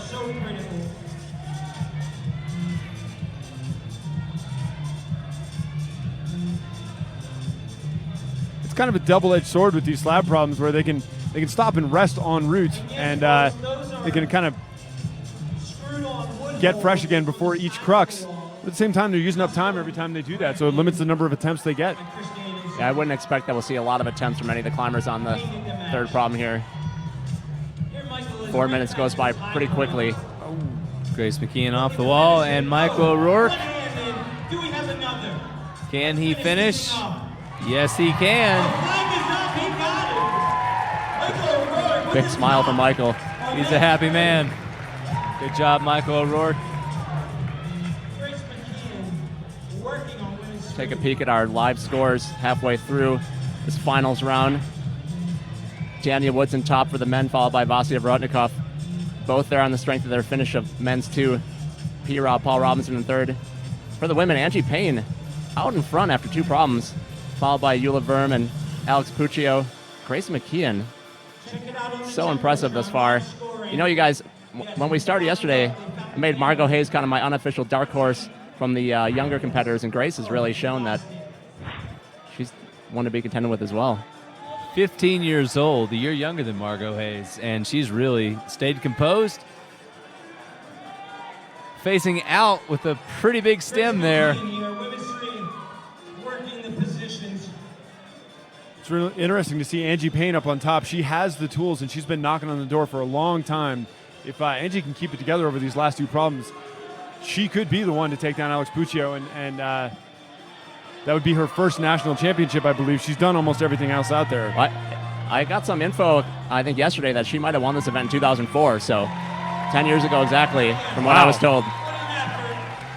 Records on climbing competitions are about as hard to come by as just about anything you want to find. The internet can tell you many things, but it can't tell you all of those things. And looking at the men's side, Daniel Woods is in front by virtue of his flash rather than just the top on problem 2, but really, at least at this stage, it's shaping up as a bit of a two-horse race at the top of the men's field.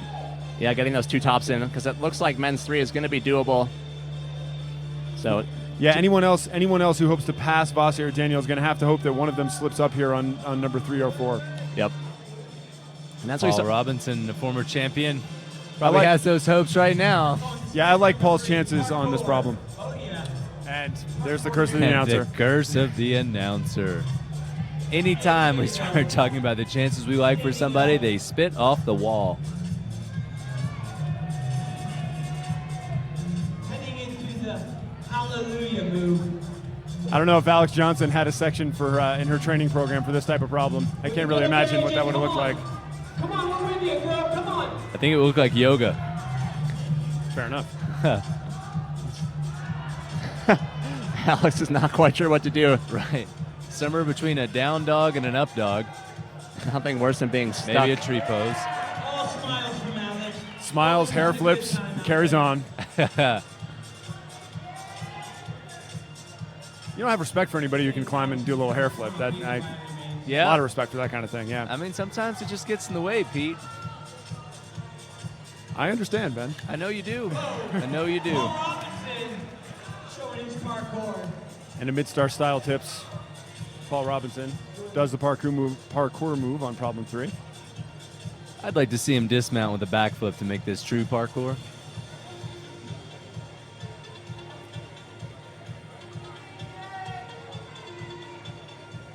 Come on, AJ. Keep it together. We're with you. Come on.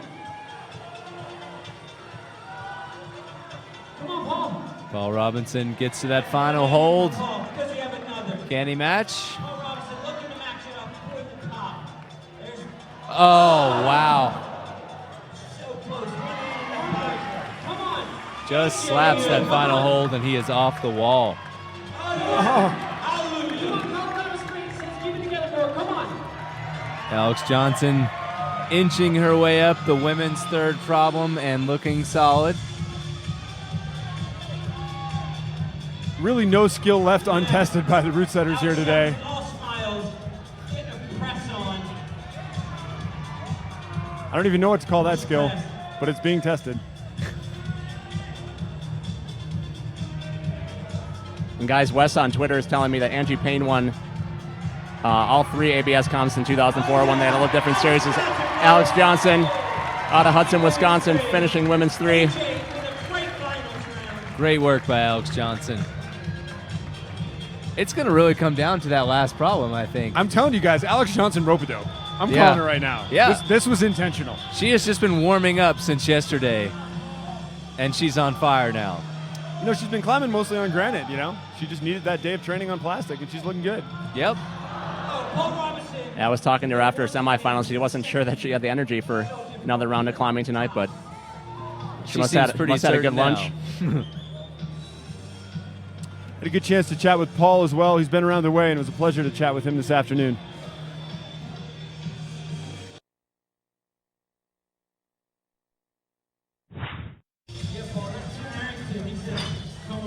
Place qualifier and one of the strongest boulders this country has ever turned out, Paul Robinson. Paul, great climbing today. How'd you feel out there? Good. It was fun. You know, I started out strong with a ascend of 1 and 2, and then 3 and 4 were tough boulders, but thankfully I got far enough to make it to the final. Yeah, you absolutely did. And I know that you have all of the physical tools necessary to win one of these events, but sometimes your abilities seem to transfer better outside than they do inside. This wall has some really technical boulders there. So do you like your chances for finals? Yeah, I really like this wall. A lot of people are saying, oh, I wish it was more overhung, but to be honest, I kind of like it like that because I know like I've got a good chance of doing the technical boulders more so than maybe some of the other finalists. So hopefully, you know, I can get an edge maybe on one of these more technical climbs in the final round. Well, you're very humble, but you do have a very good shot. This is Paul Robinson getting ready for finals this evening. And Paul Robinson reaching for that last hold on the men's 3rd problem. If he can control it and match on this, he'll have the top. But he fell just moments ago, and unable to do so. He really called his shot here, too. You know, he really said that he felt comfortable on this slab. Wow. Not quite comfortable enough, though. No. must match to get full credit. So he'll get a good score on that, but no top. That's the most important thing we're looking for.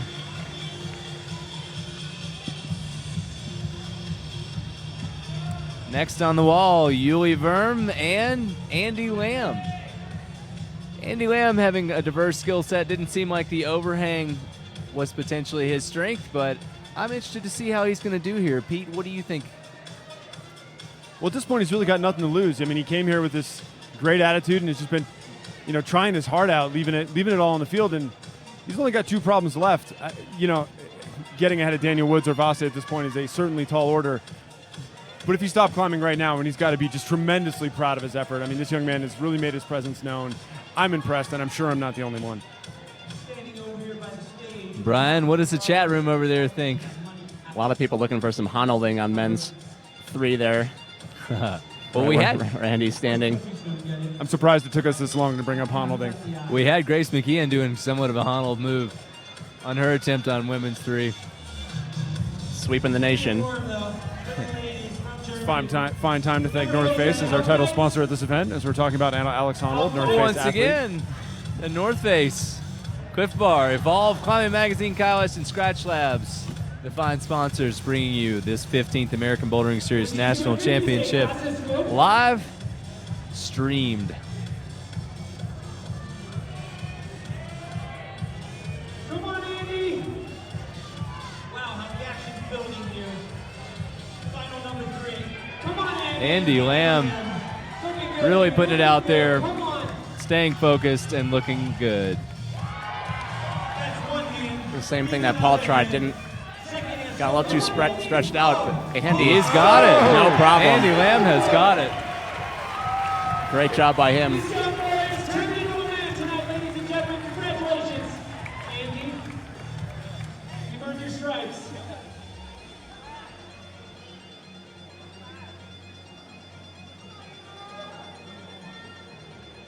Off guides.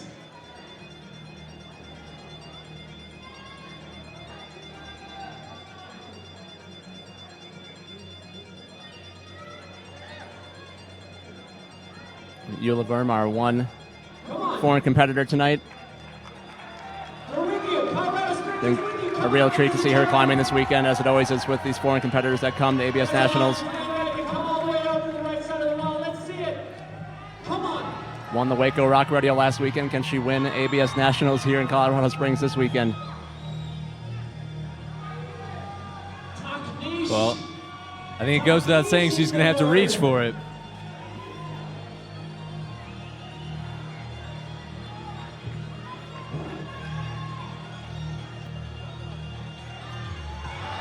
Wow. As Eula Verm comes off that problem, I'm going to ask Jeremy Harden a little bit about this. Well, before we do that, let's get Eula's thoughts on what she was thinking about with finals. Jeremy, we'll come back to you in a minute. I'm here with Julianne Verm, our 5th place qualifier. Is that right? In for finals tonight. Congratulations. How'd you feel this morning?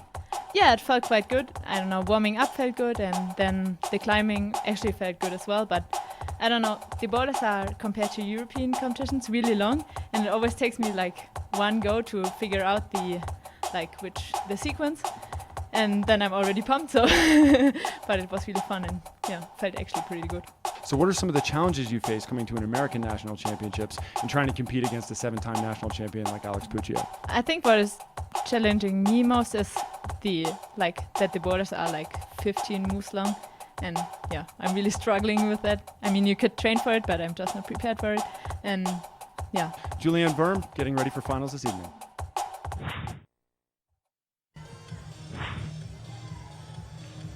And while we were away, Julie did the mental there, and she's stepping up into this really funky move. And I want to chat with you, Jeremy Harden, here about what your crew was thinking here with this.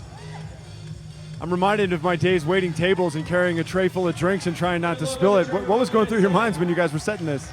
That's a good. Oh, there she goes. I'll let her climb real quick, and I'll get back. There she goes. Yeah. Our original beta for this one didn't include that the hand before the big volume you see there. We were going to see if we can get the girls to jump the entire distance without a hand. We're glad we put it there.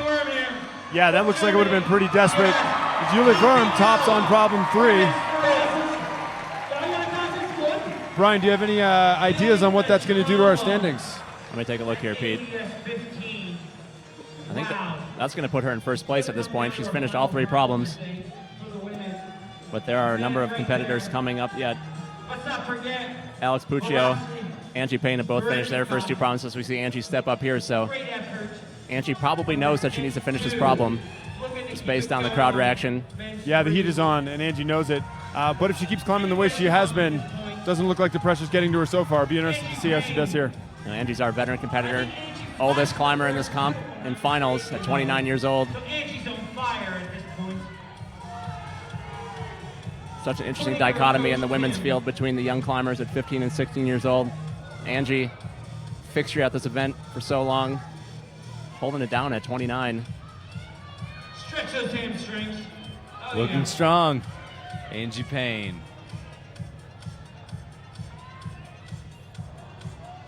Vasya Vrednikov doesn't quite execute that first sort of parkour move across the men's 3rd problem, but I'm sure he'll keep trying. Yeah, he can't let this get in his head now. He's come too far. Yes, he's he put has. himself in a position that he's really never been in before in a bouldering national championship. And to let it go over, he's not seeing those upper orange holds as viable options right now. He's seeing that he has to go volume to volume, which is clearly not the case. Nope. There we go. There he is.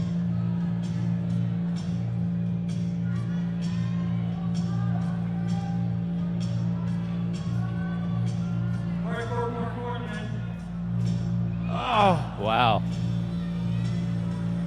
Vasa feeling it slipping away. He knows there's not a lot of time left, and he's got to get it done. He hasn't even gotten to the upper part of this problem yet. Here he is on 3, trying to regain his confidence. Angie's on quite the roll as well.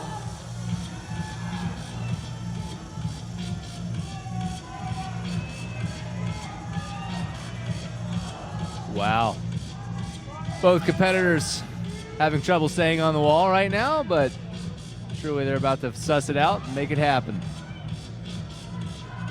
Yeah, and Vasa's just starting to look in all the wrong places. He's headed down the right path for a minute there, but he's going to have to keep an open mind and channel that frustration into energy. Because you may only get one chance. Oh, and that wasn't it. Look free or die, man. The New Hampshire way.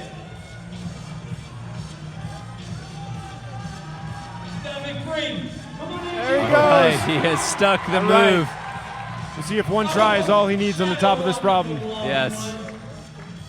He used to train as a young boy with a glass of water on his head, traversing, and if it spilled, he failed.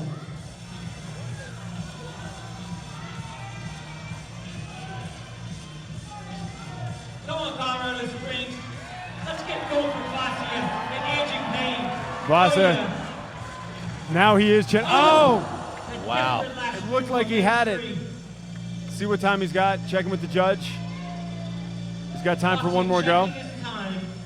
Thinking he's got another go in him. Looks like he's even got a time to take a couple more deep breaths before he goes. As long as he casts off before his time finishes, then he can keep going. The businessman. This is a business trip from Los East, right from Delaware.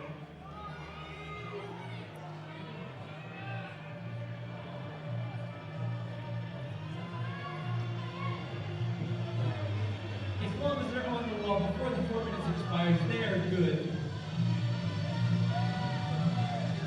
Wow, Vasya really having quite a struggle getting over on that second move. He wants another go. Come on, Vasya. Live free or die, man. Crowd's behind him. Everybody wants to see him do it. Vasa and Angie, two of the crowd favorites. So chill. Vasa gets to stand there for a minute and talk himself into doing the top here. He's got as much time as he needs. The clock, as soon as they start, is off on there. So the clock is off for both athletes here. So this is their last attempt on the problem, but they can stay on it for as long as they want. Vasa knows this. There's no point in casting off until he's ready. Angie knows the same thing. She's experienced, but she's in a slightly more difficult position. At this point, Vasa's a spectator just like the rest of us. Finish this problem up. Keep her in the Make him buy a ticket. Somebody charge that young man admission. Huge support for Vossi in the chat room. And rightly so. Yeah, his performance on that second problem was unforgettable. And there they are talking to each other, Yeah. cheering each other on, having some fun. The crowd loves it.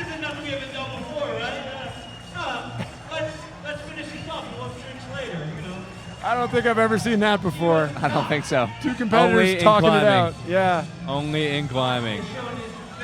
Only in climbing and never before that I've seen.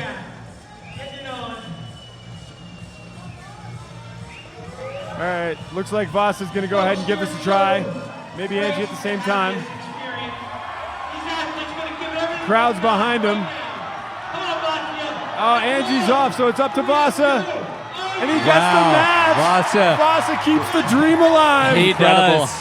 Under pressure, Vasa Varitnikov once again delivers. This guy has showed up with his A game and is just absolutely impressing this crowd, bringing people up off their feet. Folks, you're going to have to go to Madison, Wisconsin next year to see action like this again. It is incredible in this auditorium tonight at the 15th American Bouldering Series National Championships in Colorado Springs City Auditorium. You know, looking at Vasa for a minute there, if you're a bit of a student of history, you know that Vasa for years counted as a foreign national climber, but now is a U.S. citizen, and he can become our national champion. I'd be very excited to see him do that. He's well on his way at this point. Putting the heat on Daniel Woods. No doubt. Daniel knows he's got to get his parkour slab dyno on. See how Margot negotiates this tricky sequence here.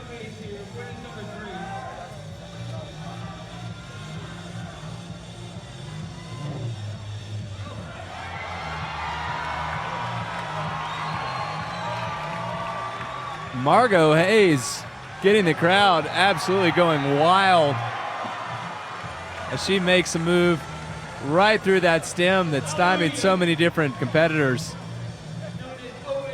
Only a couple of moves, couple of holds from the top on the women's third. Let's see if she can maintain that composure and cruise through there. Wow, she has. Margot Hayes. Getting the crowd behind her.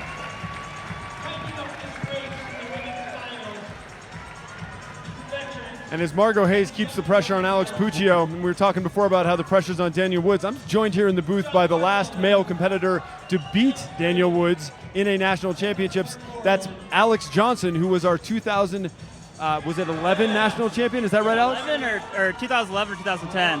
Time. I should know, but I forgot. You should know. Don't you have like a gold heavyweight belt or something for that? Right? Yeah, I actually have it hanging on the wall that I look at all the time. It's like, I beat him one. I'm gonna beat him again one of these days, hopefully. But yeah, he's climbing insanely strong. It's impressive to see him just cruise through number 2 like that. Just to see how he stuck with the sport for so long, and just never given up is impressive. Yeah, we're looking here at John Cardwell here, high on problem 3. And John's one of these guys who could really give Daniel some trouble. So, again, you were the last guy who beat Daniel. What was it that you had to do to stay on your game and get it done? Really, you just got to climb smart. You can't mess up at all. You've got to know what you want to do and execute on the wall. And that's really the recipe to beating Daniel. He's had some trouble in the past of not reading the sequences right and taking him a couple times. He usually just cranks it out just because he's so strong. But if you can really go out there and send the climb first go, you definitely got a good shot of taking the title. So are you telling me that Vasa Varitnikov has a chance? I would say he definitely has a good chance. If he can stick with how he's been climbing today and climb smart and get the next 2 climbs his first go, I would say it would definitely be close. And then it'd just be up to Daniel to keep his cool and climb his best as well.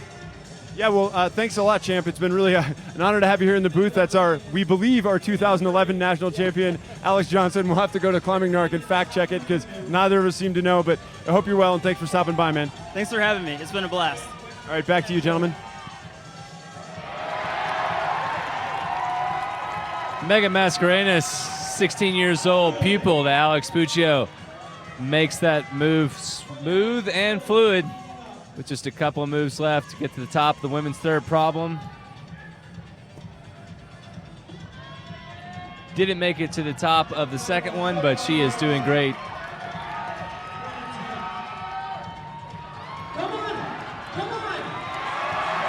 There she goes, topping out.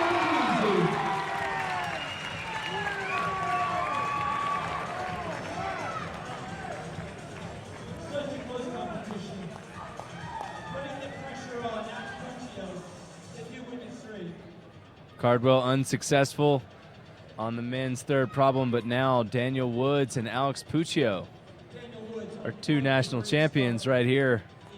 This will be one to watch, eh? Alex Puccio needs to flash this problem to keep pace with Eula Verm at this point. And Daniel Woods needs to get to the top to keep pace with Vasily Vorotnikov. Yep. High stakes for both climbers. Getting down to the point in the competition where there's no margin for error. Every attempt counts. Only one problem left after this. Yeah, and actually, Alex Puccio is going to have to do something. She's either going to have to flash this or flash the next problem and have Eula Verm not flash it, because Eula Verm owns that flash on problem 1. So Alex currently not in the lead. Ready to make some noise in this house. Come on.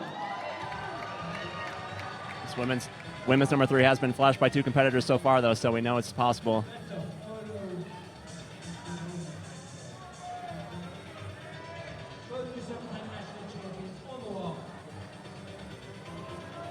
Nice look at our reigning champions here side by side.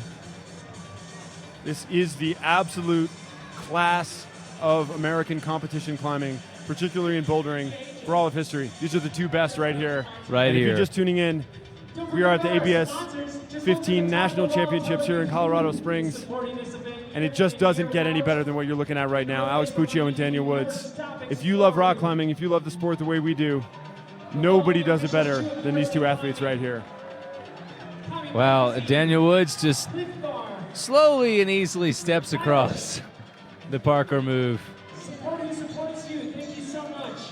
Tons of support for both these climbers in the chat room and on Twitter. Thanks for everyone for tuning in, sending in your comments. We are listening. Between the 2 of them, 14 national championship titles.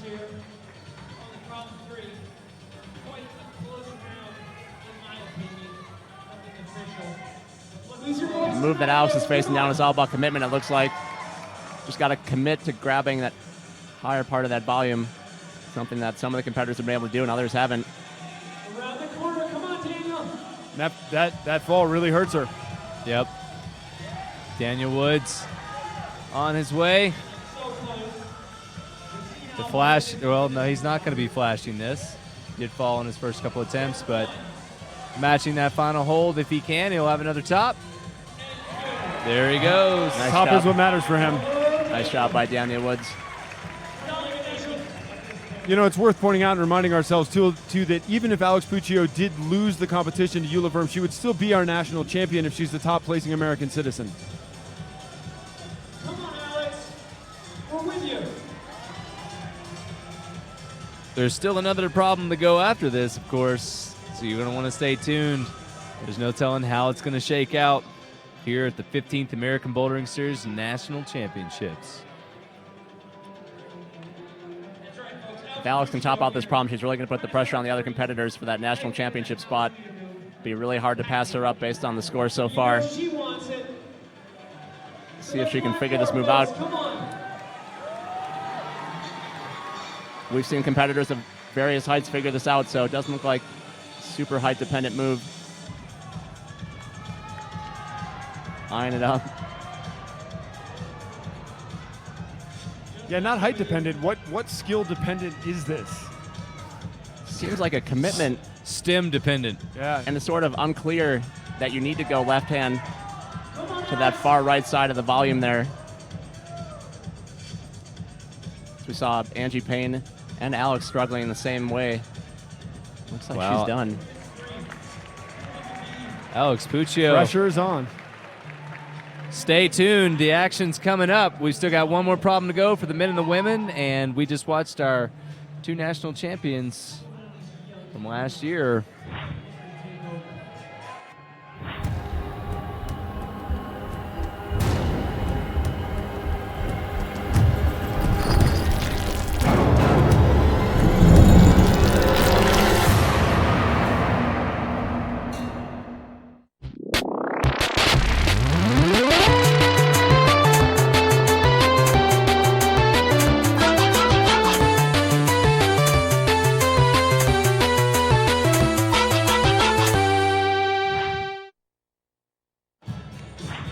Welcome back to the 15th American Bouldering Series National Championships. Grace McKeon and Michael O'Rourke are about to attempt the men's and women's fourth problems.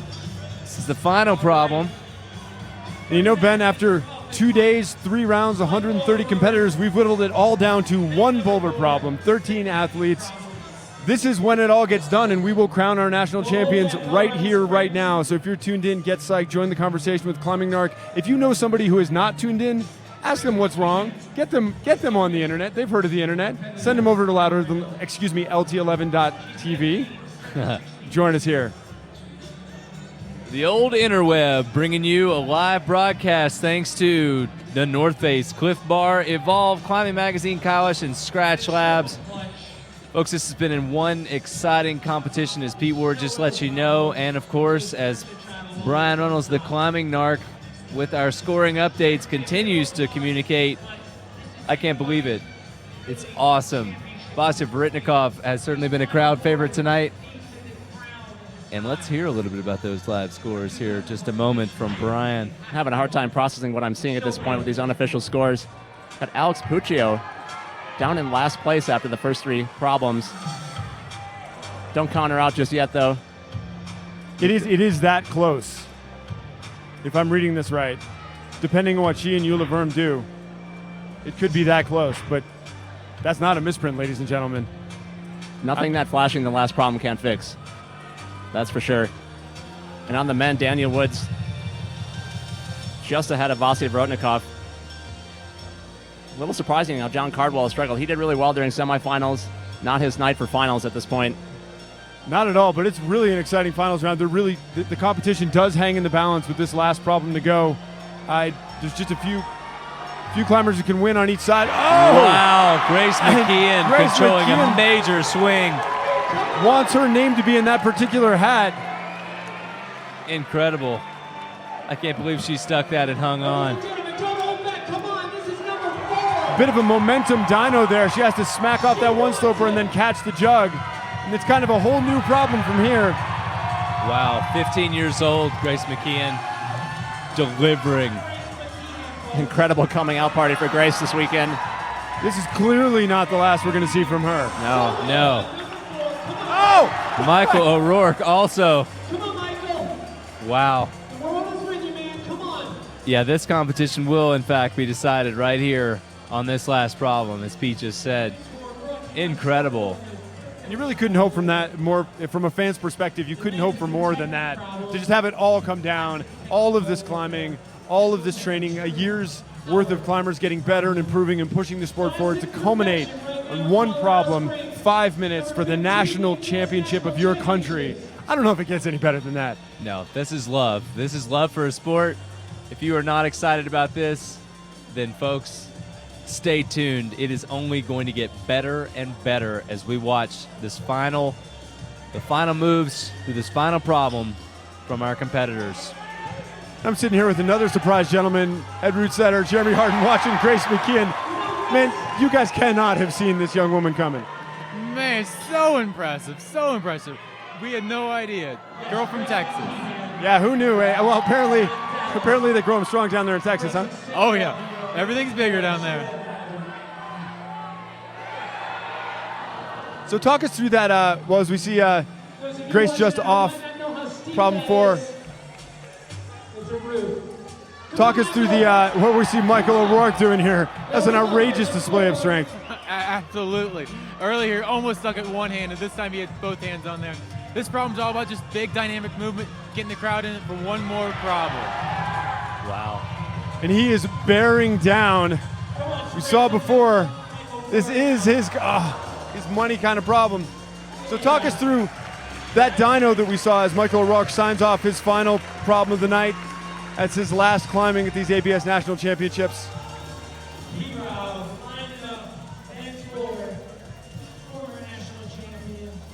So talk us through that dyno that Alex is about to face on the women's problem.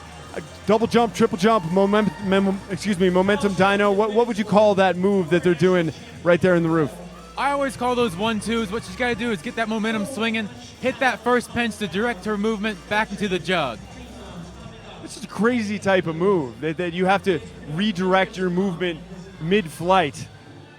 Are there many people in the world who can pull that kind of stuff off? These kids and these strong climbers can. Very, very difficult. You got to get your whole body working together.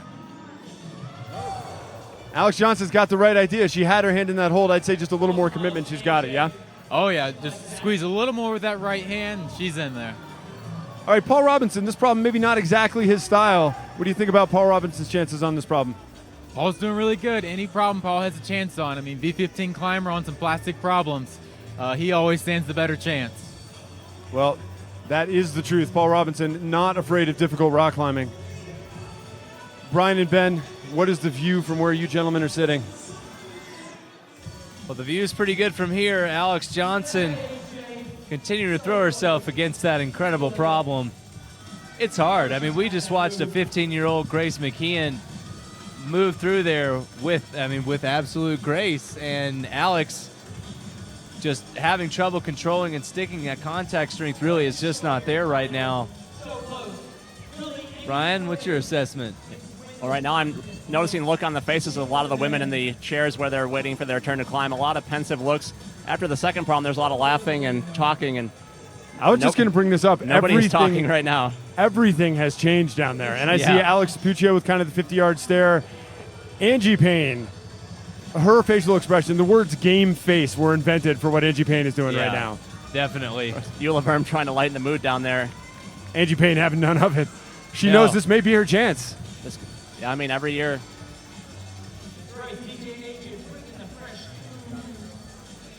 Could be her. Yeah, the only person last looking chance. like they're having a lot of fun is Julie Verm in those chairs. Helps that she's out in front. Always easier to smile when you're in first place. Yeah, Alex Johnson struggling, trying to get the crowd into it there, and she's going to need some support. Because Angie Payne, I don't know. You can't judge climbing ability by facial expressions, but if I was a dyno, I would be afraid. Yes, she's one serious competitor right this moment. Either that or her stomach is really upset, one or the other.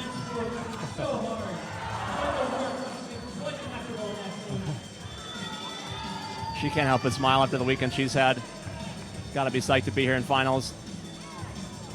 Yeah, that's exactly right. Really, regardless of what happens here for Alex Johnson, you got to say hats off to her. She's rallied in a way that I certainly didn't foresee. Really showed us that she's still at the absolute top of the game and deserves all the respect. Oh! Wow.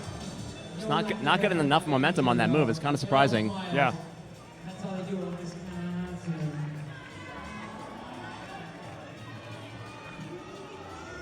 No hair flips on that one. Maybe that's the problem. Not a lot of comfort. Paul Robinson. Let's not neglect him over there on the men's fourth problem. Yeah, as Jeremy pointed out, he's V15 boulderer. He's got all the tools, but it may not be the tools for the job here on problem 4. Yeah, Paul wants to make top 3. He's got to finish this problem. Going to be just about out of time. Alex gets the crowd revved up. Credit to Alex Johnson, ever the showman. Getting the crowd rolling. That's how we do it in Wisconsin. What is it about Wisconsin, Brian? I think it's the cold winters, Pete. Oh, cold winter's not quite enough to stick that jug, Brian. No. Great job by Alex Johnson this weekend. Big salute to Alex Johnson, former national champion, World Cup winner, North Face athlete, and a tremendous performer here today. Much respect to you, Alex.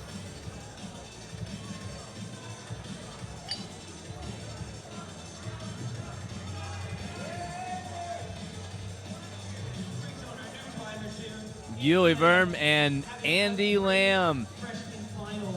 Andy Lamb has shown a smattering of skills out here today. We'll see if he's got what it takes to deal with this last overhang. And this is really Eula Verm's opportunity here if she can cope with this 1-2 move, as Jeremy was saying. This is her opportunity to stamp her finish on this whole competition. This is hers to win if she can do this move and carry on right now. Wow. No 1-2 there, just straight to the jug. Yeah, she can lock up first place with the finish of this problem.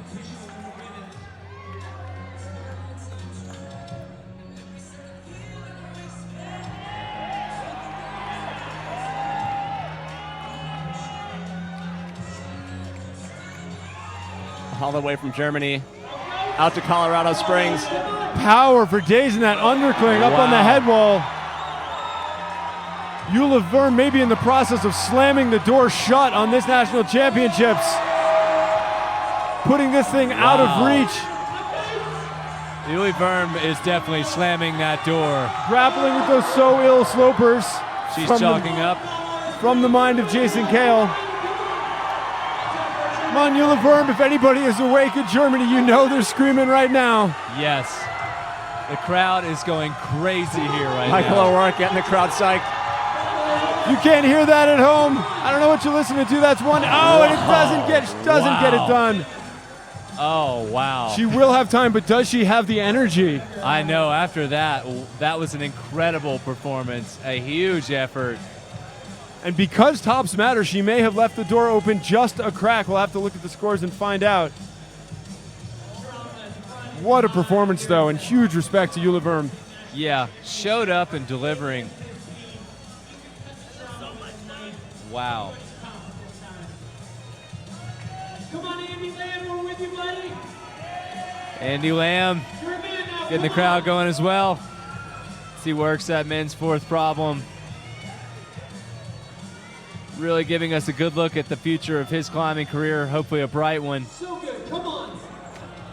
Yeah, I'd say definitely a bright one for Andy Lamb. I don't know if he expected to make finals, but now that he's here. He's delivering best he can, and it's solid. Yeah, it's if he hard. doubles down in years to come, I expect this is not the last we've heard from Andy Lamb. I know his mom was watching from home yesterday and talked to his dad, and they were just psyched that he was here. Huh. And if they knew, they weren't letting on. No. This young man is something special. Yes. How you feeling out there? I have a hunch they knew. Quiet New England types, they weren't going to brag. No. He's definitely got a lot of potential. Eula Verm walking back up to the wall, and we're going to see if she gets that top. She definitely knows this problem. Wow. And here we are. We may be witness to what you could safely call the biggest upset in ABS Nationals history. If Eula Verm can take this down, and even if Alex Puccio isn't the #1 U.S. finisher, an amazing situation to find ourselves in. Just she too just much. didn't have it. It just takes too much. That is just too hard. Barely even the energy to find that omnipresent smile that she's had all weekend. There it is as she salutes the crowd. Verm. I want to clap. We salute you. Great to see her all weekend. She gets a golf clap from over here in the booth. A quiet one. That's going to be it for Andy Lamb. Angie Payne has the game face. She's going to bring the pain to that problem, I think. Going hard in the pain, I think they say. To our veteran climbers, Angie Payne, Vasya Britnikov. Vasya having quite the emotional ride here in final. He's had a big year. You know, we're saying the pressure's on Alex, but really, Angie knows that she's got a chance here, so the pressure's also on Angie. She knows she has a chance. It's one thing to have a chance. It's another thing to take advantage of that chance. She's got less than 5 minutes to do that here now and really commit to that dyno. And every one of these tries is taking energy. She knows it. She's been sitting for a long time in that chair, super focused. These opportunities come by once a year, if that, if you're lucky, if you train hard, if the breaks go your way. And she has one now. It's one thing to have the chance. It's a different thing to capitalize on it. Yes, it is. And Vasya Vorotnikov also giving a great effort on that men's fourth problem, but coming off the wall. There's some action over there on that right side on the men's wall. But it's so hard when you've got so much at stake over here on the women's side. Yeah, and for Vasya to have a chance to win here, it looks like he would have to have flashed this problem and have Daniel not flash it or not do it. He can still win, I suppose, if he gets to the top and Daniel does not. But the window is closing for Vasya. With every attempt, Angie gets a little bit closer, checking on her time.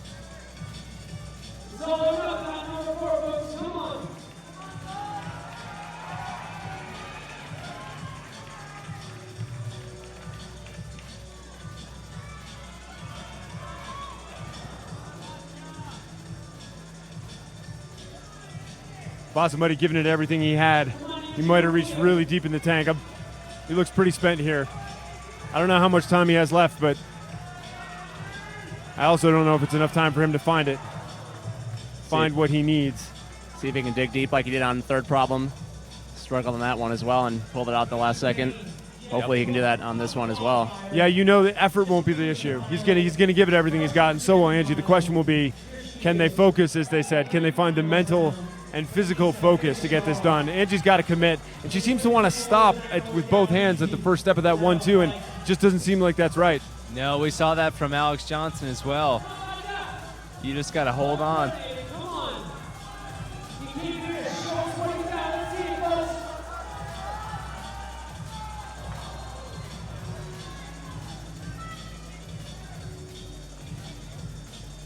Crowd definitely quiets down too. Crowd, everybody wants to see these crowd favorites, Angie Payne and Vasa Vorotnikov. If they get anything done, this place is going to explode.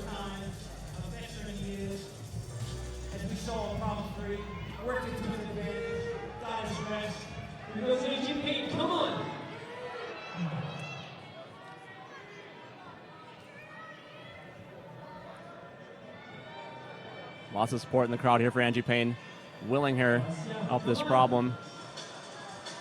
I think she just needs one good attempt to get through this difficult section. She's going to keep trying. She knows this is her last efforts of the weekend. Yeah, at this point, there's no point being concerned about these tries counting against her.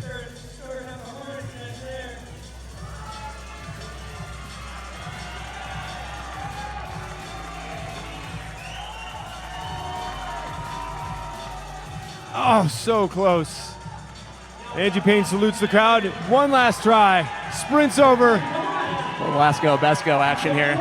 Lasco Besco, Angie Payne. Come on, Angie. Oh. Well, that's the spirit. And Vasha off the wall as well.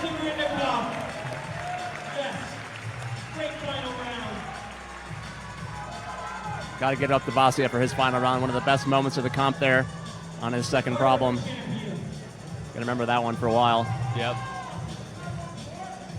Yeah, Alex and Vasa and Angie both have given us a lot to cheer for this weekend, and even if they're not the ones to finally dethrone Daniel and Alex, they certainly have nothing to hang their heads about. I don't know about you guys, but I'm definitely looking forward to Alex Puccio's attempt on this women's fourth problem. She has really got her game face on and a long stare as if she's going to turn some focus on and crush. Yeah, it's a really good point, Ben.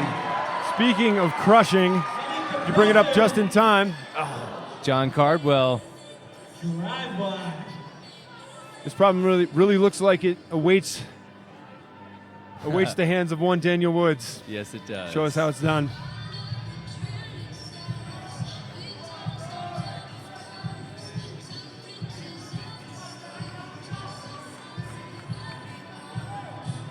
We're seeing on Twitter, shout out to Sasha DeJulian for tuning in. Thank you, Sasha. We do wish you were here. 16-year-old Margot Hayes giving it her best on that women's fourth problem, and we'll see if she can stick it. I mean, I was definitely quite impressed to see 15-year-old Grace McKeon cruise through there. Yeah, and a performance that looks more and more impressive with every passing competitor. Yes, it does. It's never easy to go first. And like a first ascent, these climbers have to work out quite a bit on the fly with the pressure. There we go, Margot Hayes working it out on the fly.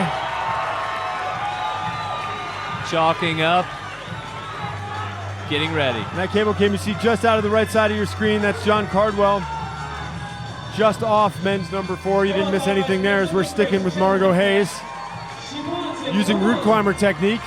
A little reverse bicycle action there. Looking for that knee scum. Nicely done. She actually gets it. Oh, so impressive.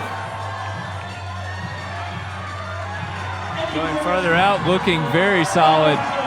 Margot Hayes. Looking very good. Margot Hayes. Wow. This crowd is going nuts. This Problem apparently a little bit easier if you're 16 or from Germany. Wow, she is holding on. Yeah! Not Totally away afraid from the to wall. try hard. See if she can match this hold up. It's going to be hard to find room. Wow. That was an awesome effort. Margot Hayes. She got out of sequence but did not let that stop her. I wonder if she's going to be able to take this time, rest, and figure it out, have enough energy to get up there again and get that hold with the correct hand this time. She's definitely got energy in reserve. Only 16 years old. Plenty of time left.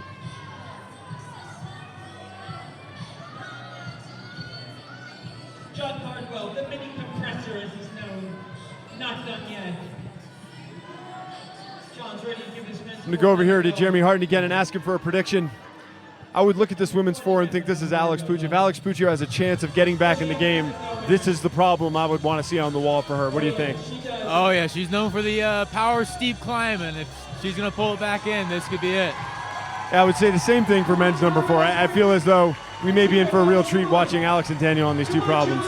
That's what we always hope. The last two climbers come out, send number four, the crowd erupts, we go home.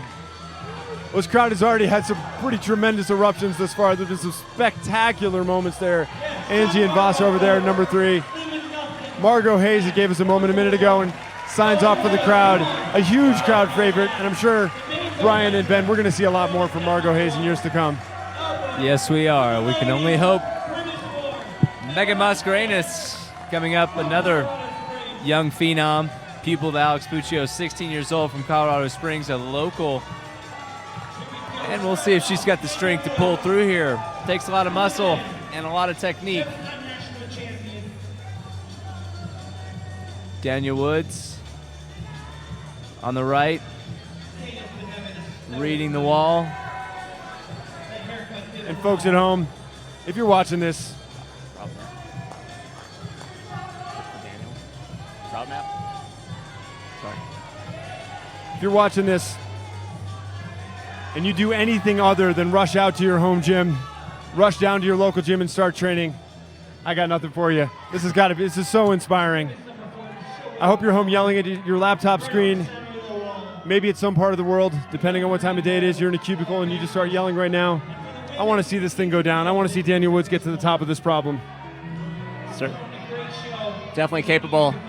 Put a stamp on his 8th national championship. Oh! Incredible strength. The rules of gravity do not apply to Mr. Woods. No, clearly not. Wow. Crushing the holds into powder. Daniel Woods reminding us all why he is a 7-time national champion. High on problem number 4 as the crowd here in Colorado Springs gets on their feet. Daniel Woods, 2 moves to go, and he doesn't have it. Plenty of time, though. Yeah. Daniel Woods seems to have it figured out. I think that's going to lock up his 8th national championship, those guys. Incredible effort on his part all weekend. Beating back these hungry field of competitors. I can't even get my head around an 8-time national champion in this day and age. And even if this last try and this problem is nothing more than a victory tour, unofficially, of course, it's going to be one hell of a victory tour, and I can't wait to see it. Yeah. Daniel Woods, really an intense talent. Amazing. And Megan speaking of intense Mascarenas talent, holding on. The fight is not over yet.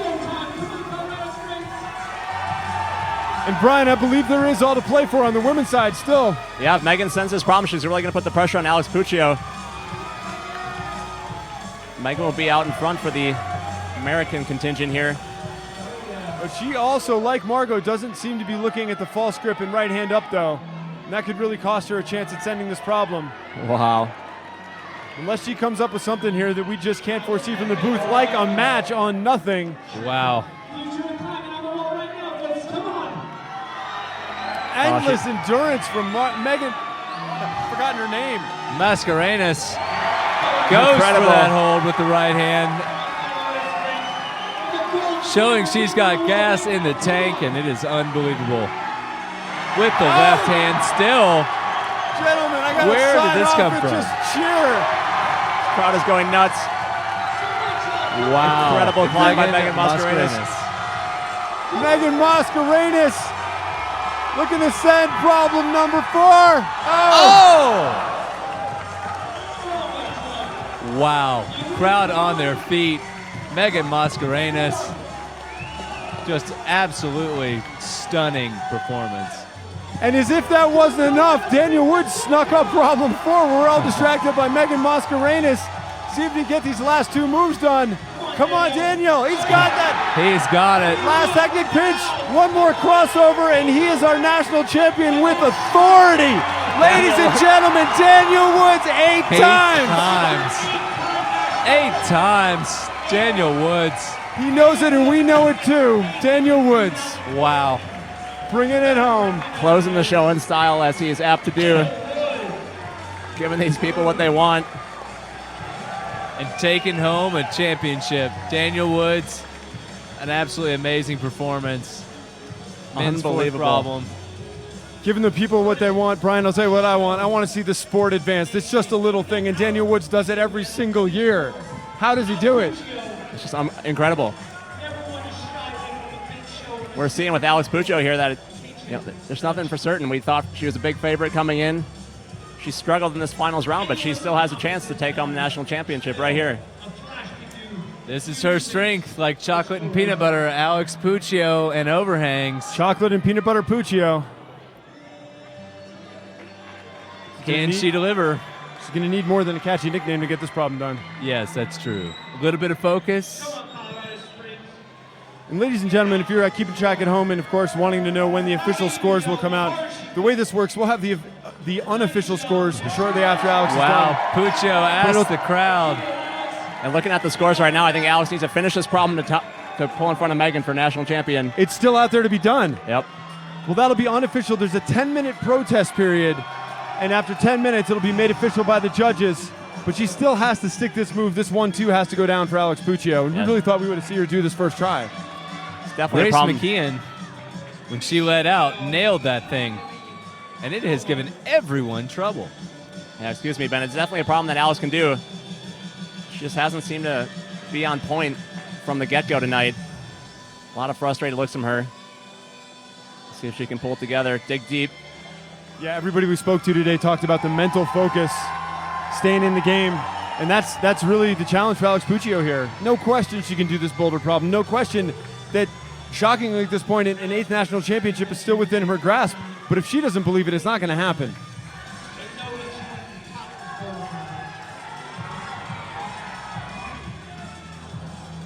She's making the same mistake Angie made, checking with both hands.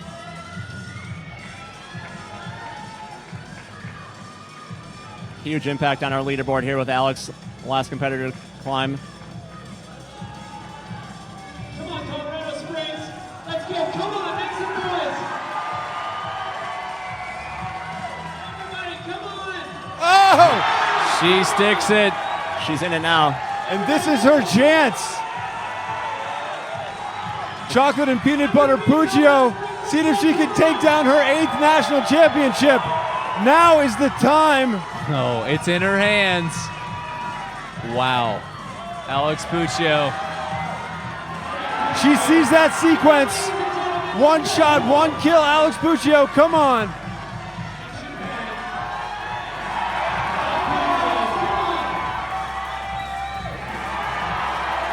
Wow, Puccio really making good and efficient work. 2 more moves and she can somehow rally. It seemed like she was done. And she is not done.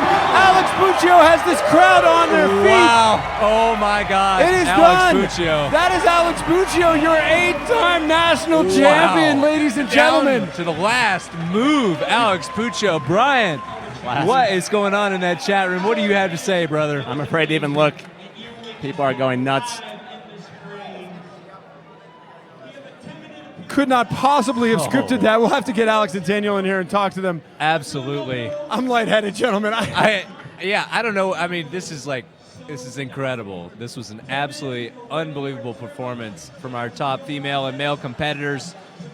To the last move. To the last move. All right, well, stay tuned. We're going to have some interviews with Alex Puccio, Daniel Woods, and some of these other top competitors at the 15th American Bouldering Series National Championships. Wow, that's all I can say.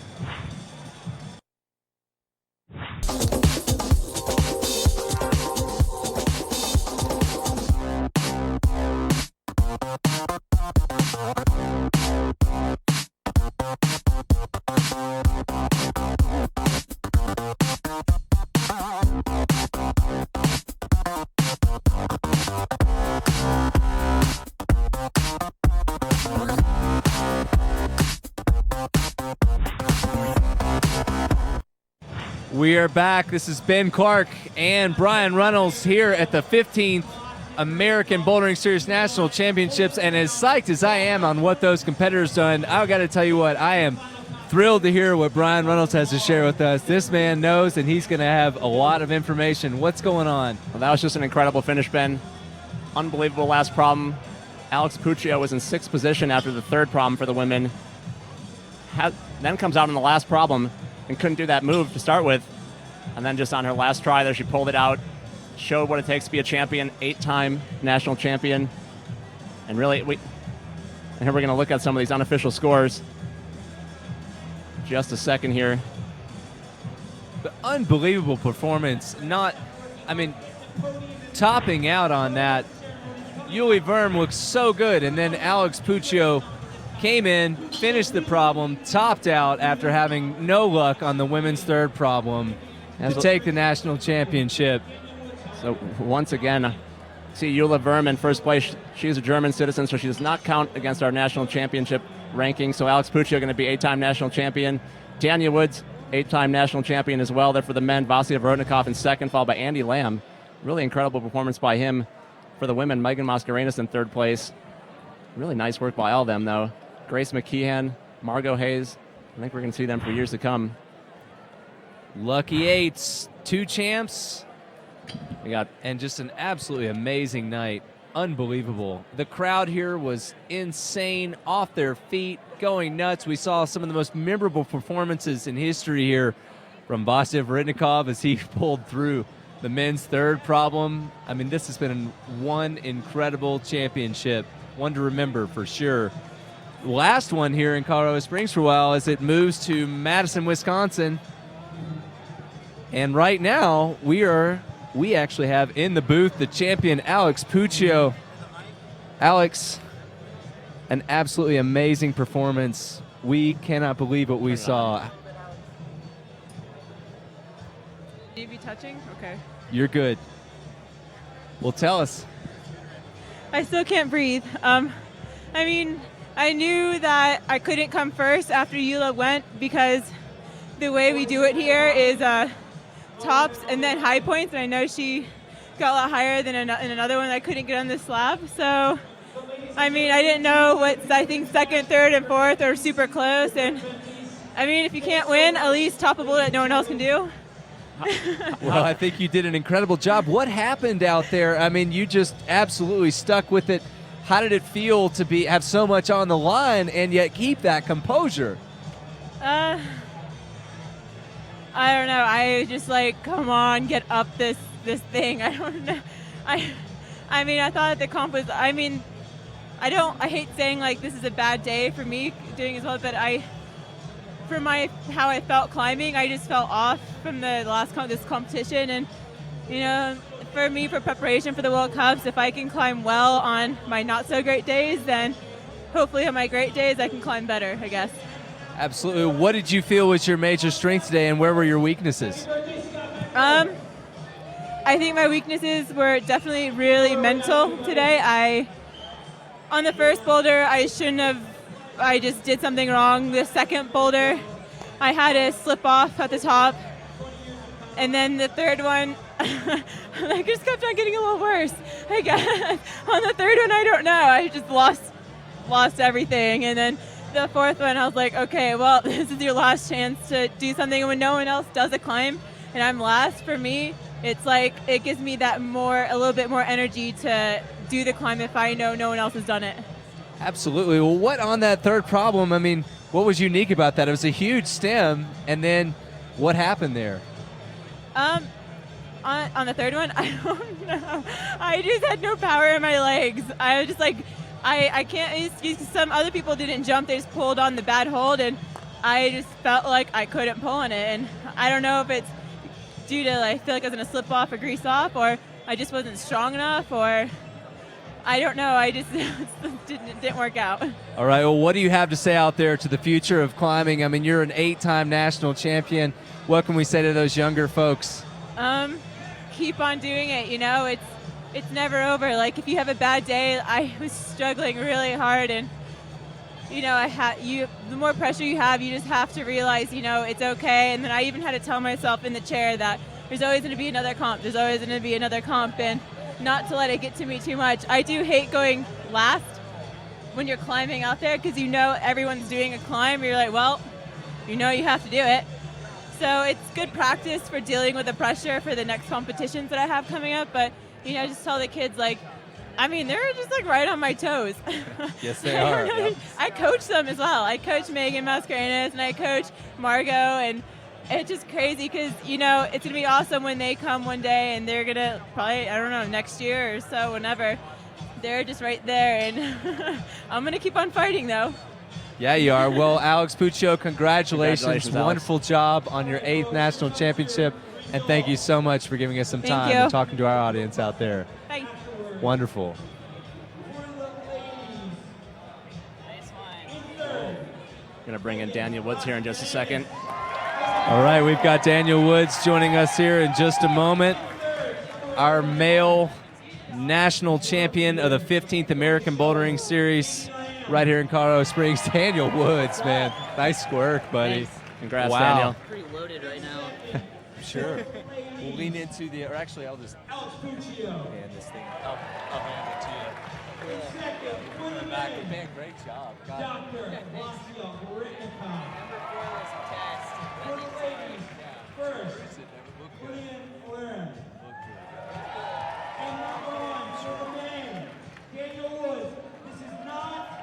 All right, well, we've got Daniel Woods right here with us in the booth. Daniel, man, 8-time national champion. Tell us about what happened up there on number 4. How was that? Number 4 was pretty epic. I remember like when during the preview reading it and stuff, and I was like, oh, this looks cool. This will be like a true power test piece out of all these boulders.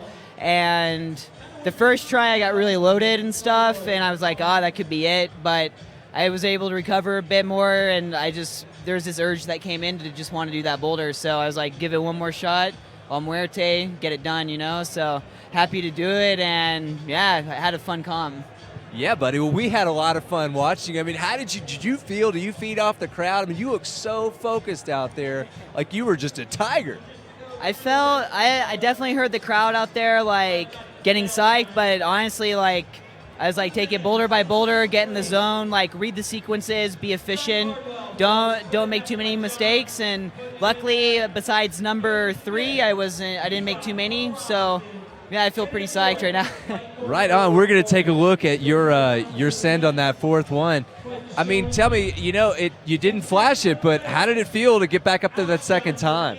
I mean, it felt great. Like my whole goal of this comp was, I was like, try your hardest to at least do all the final boulders. I've never really done that before, so this was the first time I was able to do all 4 finals in the ABS, and it was cool to just like leave feeling complete. So I feel complete now. Man, that's awesome. Did you ever feel any sense of desperation or despair? I mean, was it ever hard for you? Did you think that you might not have it? Yeah, I mean, I felt good in the beginning, but that first initial jump move is a little dicey, and it felt better the second time than the first, and when I hit it and I felt okay, but then I got up to the top again, had to shake out, and then that final move to the pinch, your left foot isn't so good, and you basically just have to dyno iron cross between like 2 giant pinches and keep the tension, and that when I hit that hold, I was like, okay, it's done now, like, enjoy. So Righteous. Well, hey, what do you have to say to the future of climbing? I mean, you have dominated for almost a decade.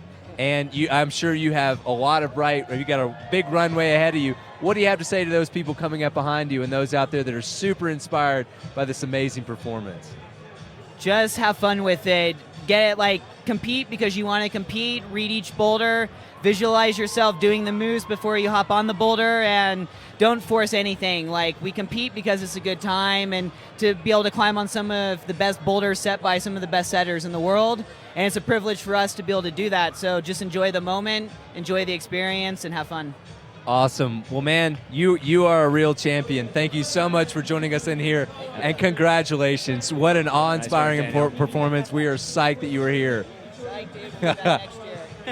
We got to try hard next year. These guys are strong. All right. Nice job, man. All right, Daniel Woods in the booth. An amazing interview from an amazing young man, a true champion, absolutely dominating his sport in the American Bouldering Series.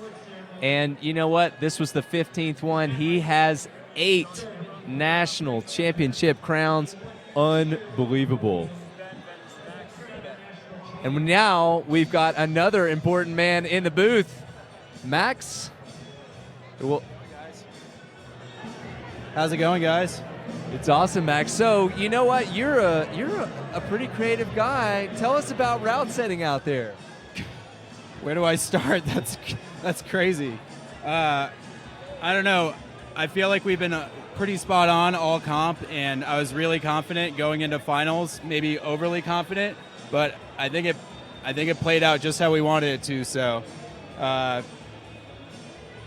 don't know. I'm speechless. It's an amazing event. I mean, you had the result in balance with the last 2 climbers on the wall. Yeah, that's always what you're going for, and we got it. And every problem got climbed, but not by everyone. And I don't know. I'm super happy with the way my problems turned out. They were both like really good show, and everyone did an amazing job.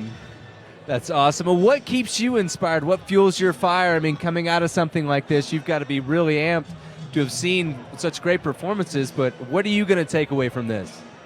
For me, it's like I feel like I finally made it to the stage that I wanted to in my career, and I feel like I belong here. So that's what I'm getting out of it. And I worked with some amazing people that we all worked really well together, and I hope that we keep doing this for years to come.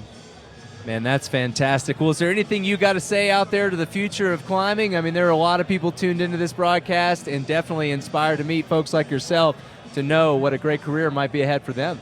I mean, for me, the most inspiring thing is watching kids who are 15. I mean, there's 3 15-year-olds in finals. That's incredible. Like, I can't remember the last time we had such a promising youth. That's what keeps me inspired. That's awesome. Well, Max, thank you so much for joining us in the booth, buddy. Everyone at home, love you guys. Thanks for watching. Bye. All right, Max, great route setter. Thanks for Max. Awesome stopping by. guy.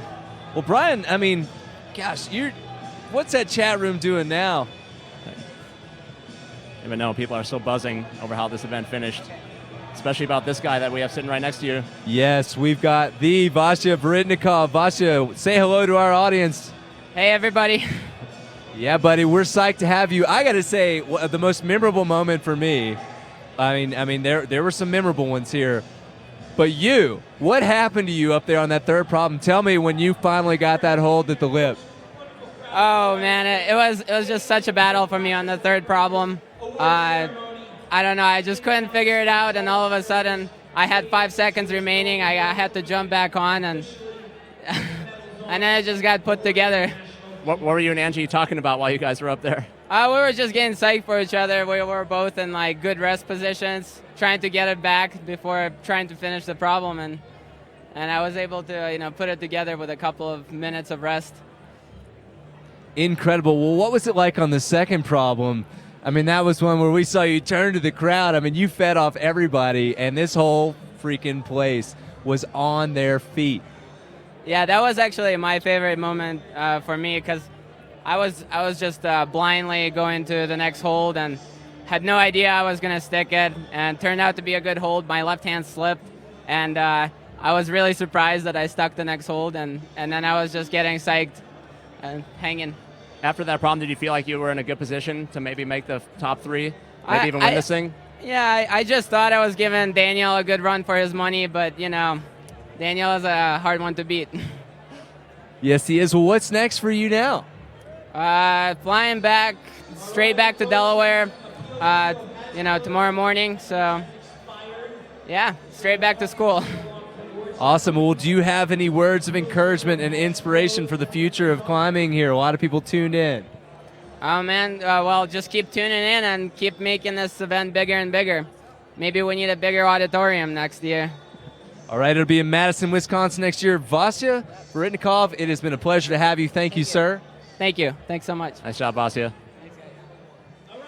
All right, coming up right now, we've got the awards for the 15th American Bouldering Series National Championships. Let's take a look at that podium. And we will get to our award ceremony. Rolling into awards. Hey, Pete, can you get me something with the...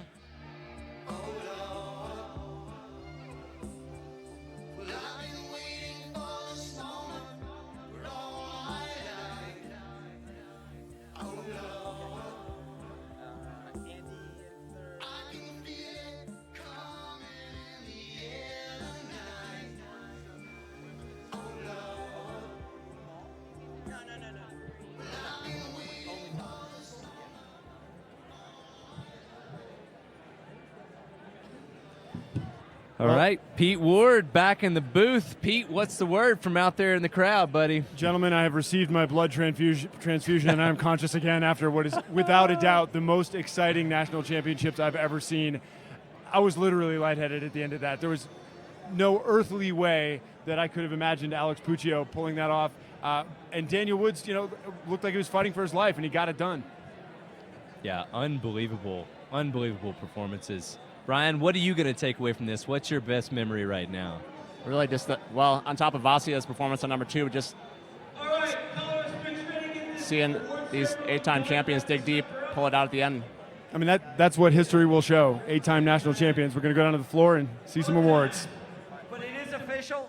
Results standing as they are. So in third place for the women, Megan Mascarenas, please come up on the podium. In second place for the ladies, of course, first our new president here will be awarding her lovely check and award. Thank you. Second place, Alex Puccio. Yes. Great effort as she receives her award, her medal.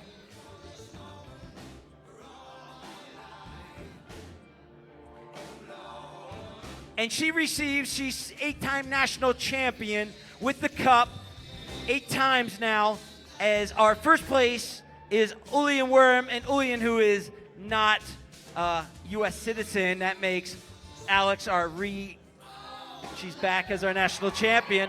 So Ulian Worm, where you at? Ulian, please step up.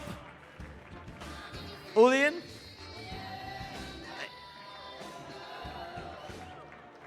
So gracious, of course.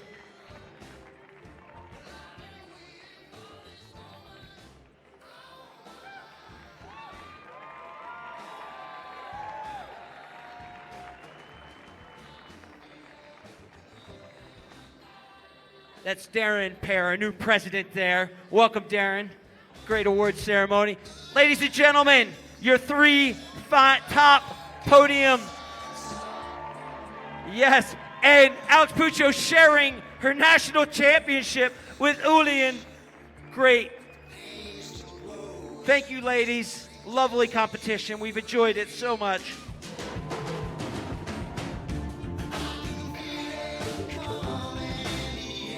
Great camaraderie between the athletes, sharing the cup, probably drinking some champagne out of that tonight. And she's walking with the cup nonetheless. Moving on to the men. In third place, first time in finals, but makes it to the podium. Give it up for the freshman from Stanford, Andy Lamb.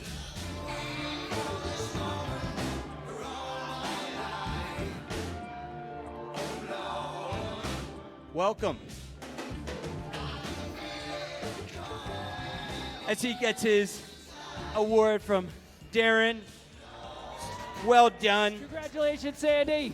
Second place, the doctor, the old man into the competition, Vasia Voritnikov. Yeah, boss, holding it down, showing the passion out there on men's 4. Still got it, recently engaged, and it's a business trip. And in dominating fashion, your 8-time national champion from the North Face, Daniel Woods. And D. Woods left no questions. One of the best Daniel Woods we've ever seen, folks. Dan Pratt giving our new president, giving him his award. Oh, Mary Claire with the cup, national champion, 8 times. Daniel Woods, folks, give it up. What a great show they did.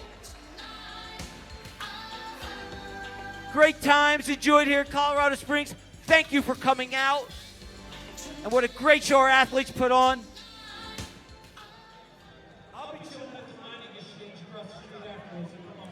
All right, folks, that was one of the most amazing championships in history out here, 15 of them.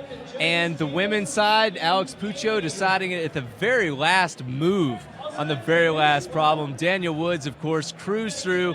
We had some amazing performances from Vasia Voritnikov, and Andy Lamb, out of nowhere, snuck onto the podium with solid skills, great composure, showing up to this comp and winning 3rd. Unbelievable, guys.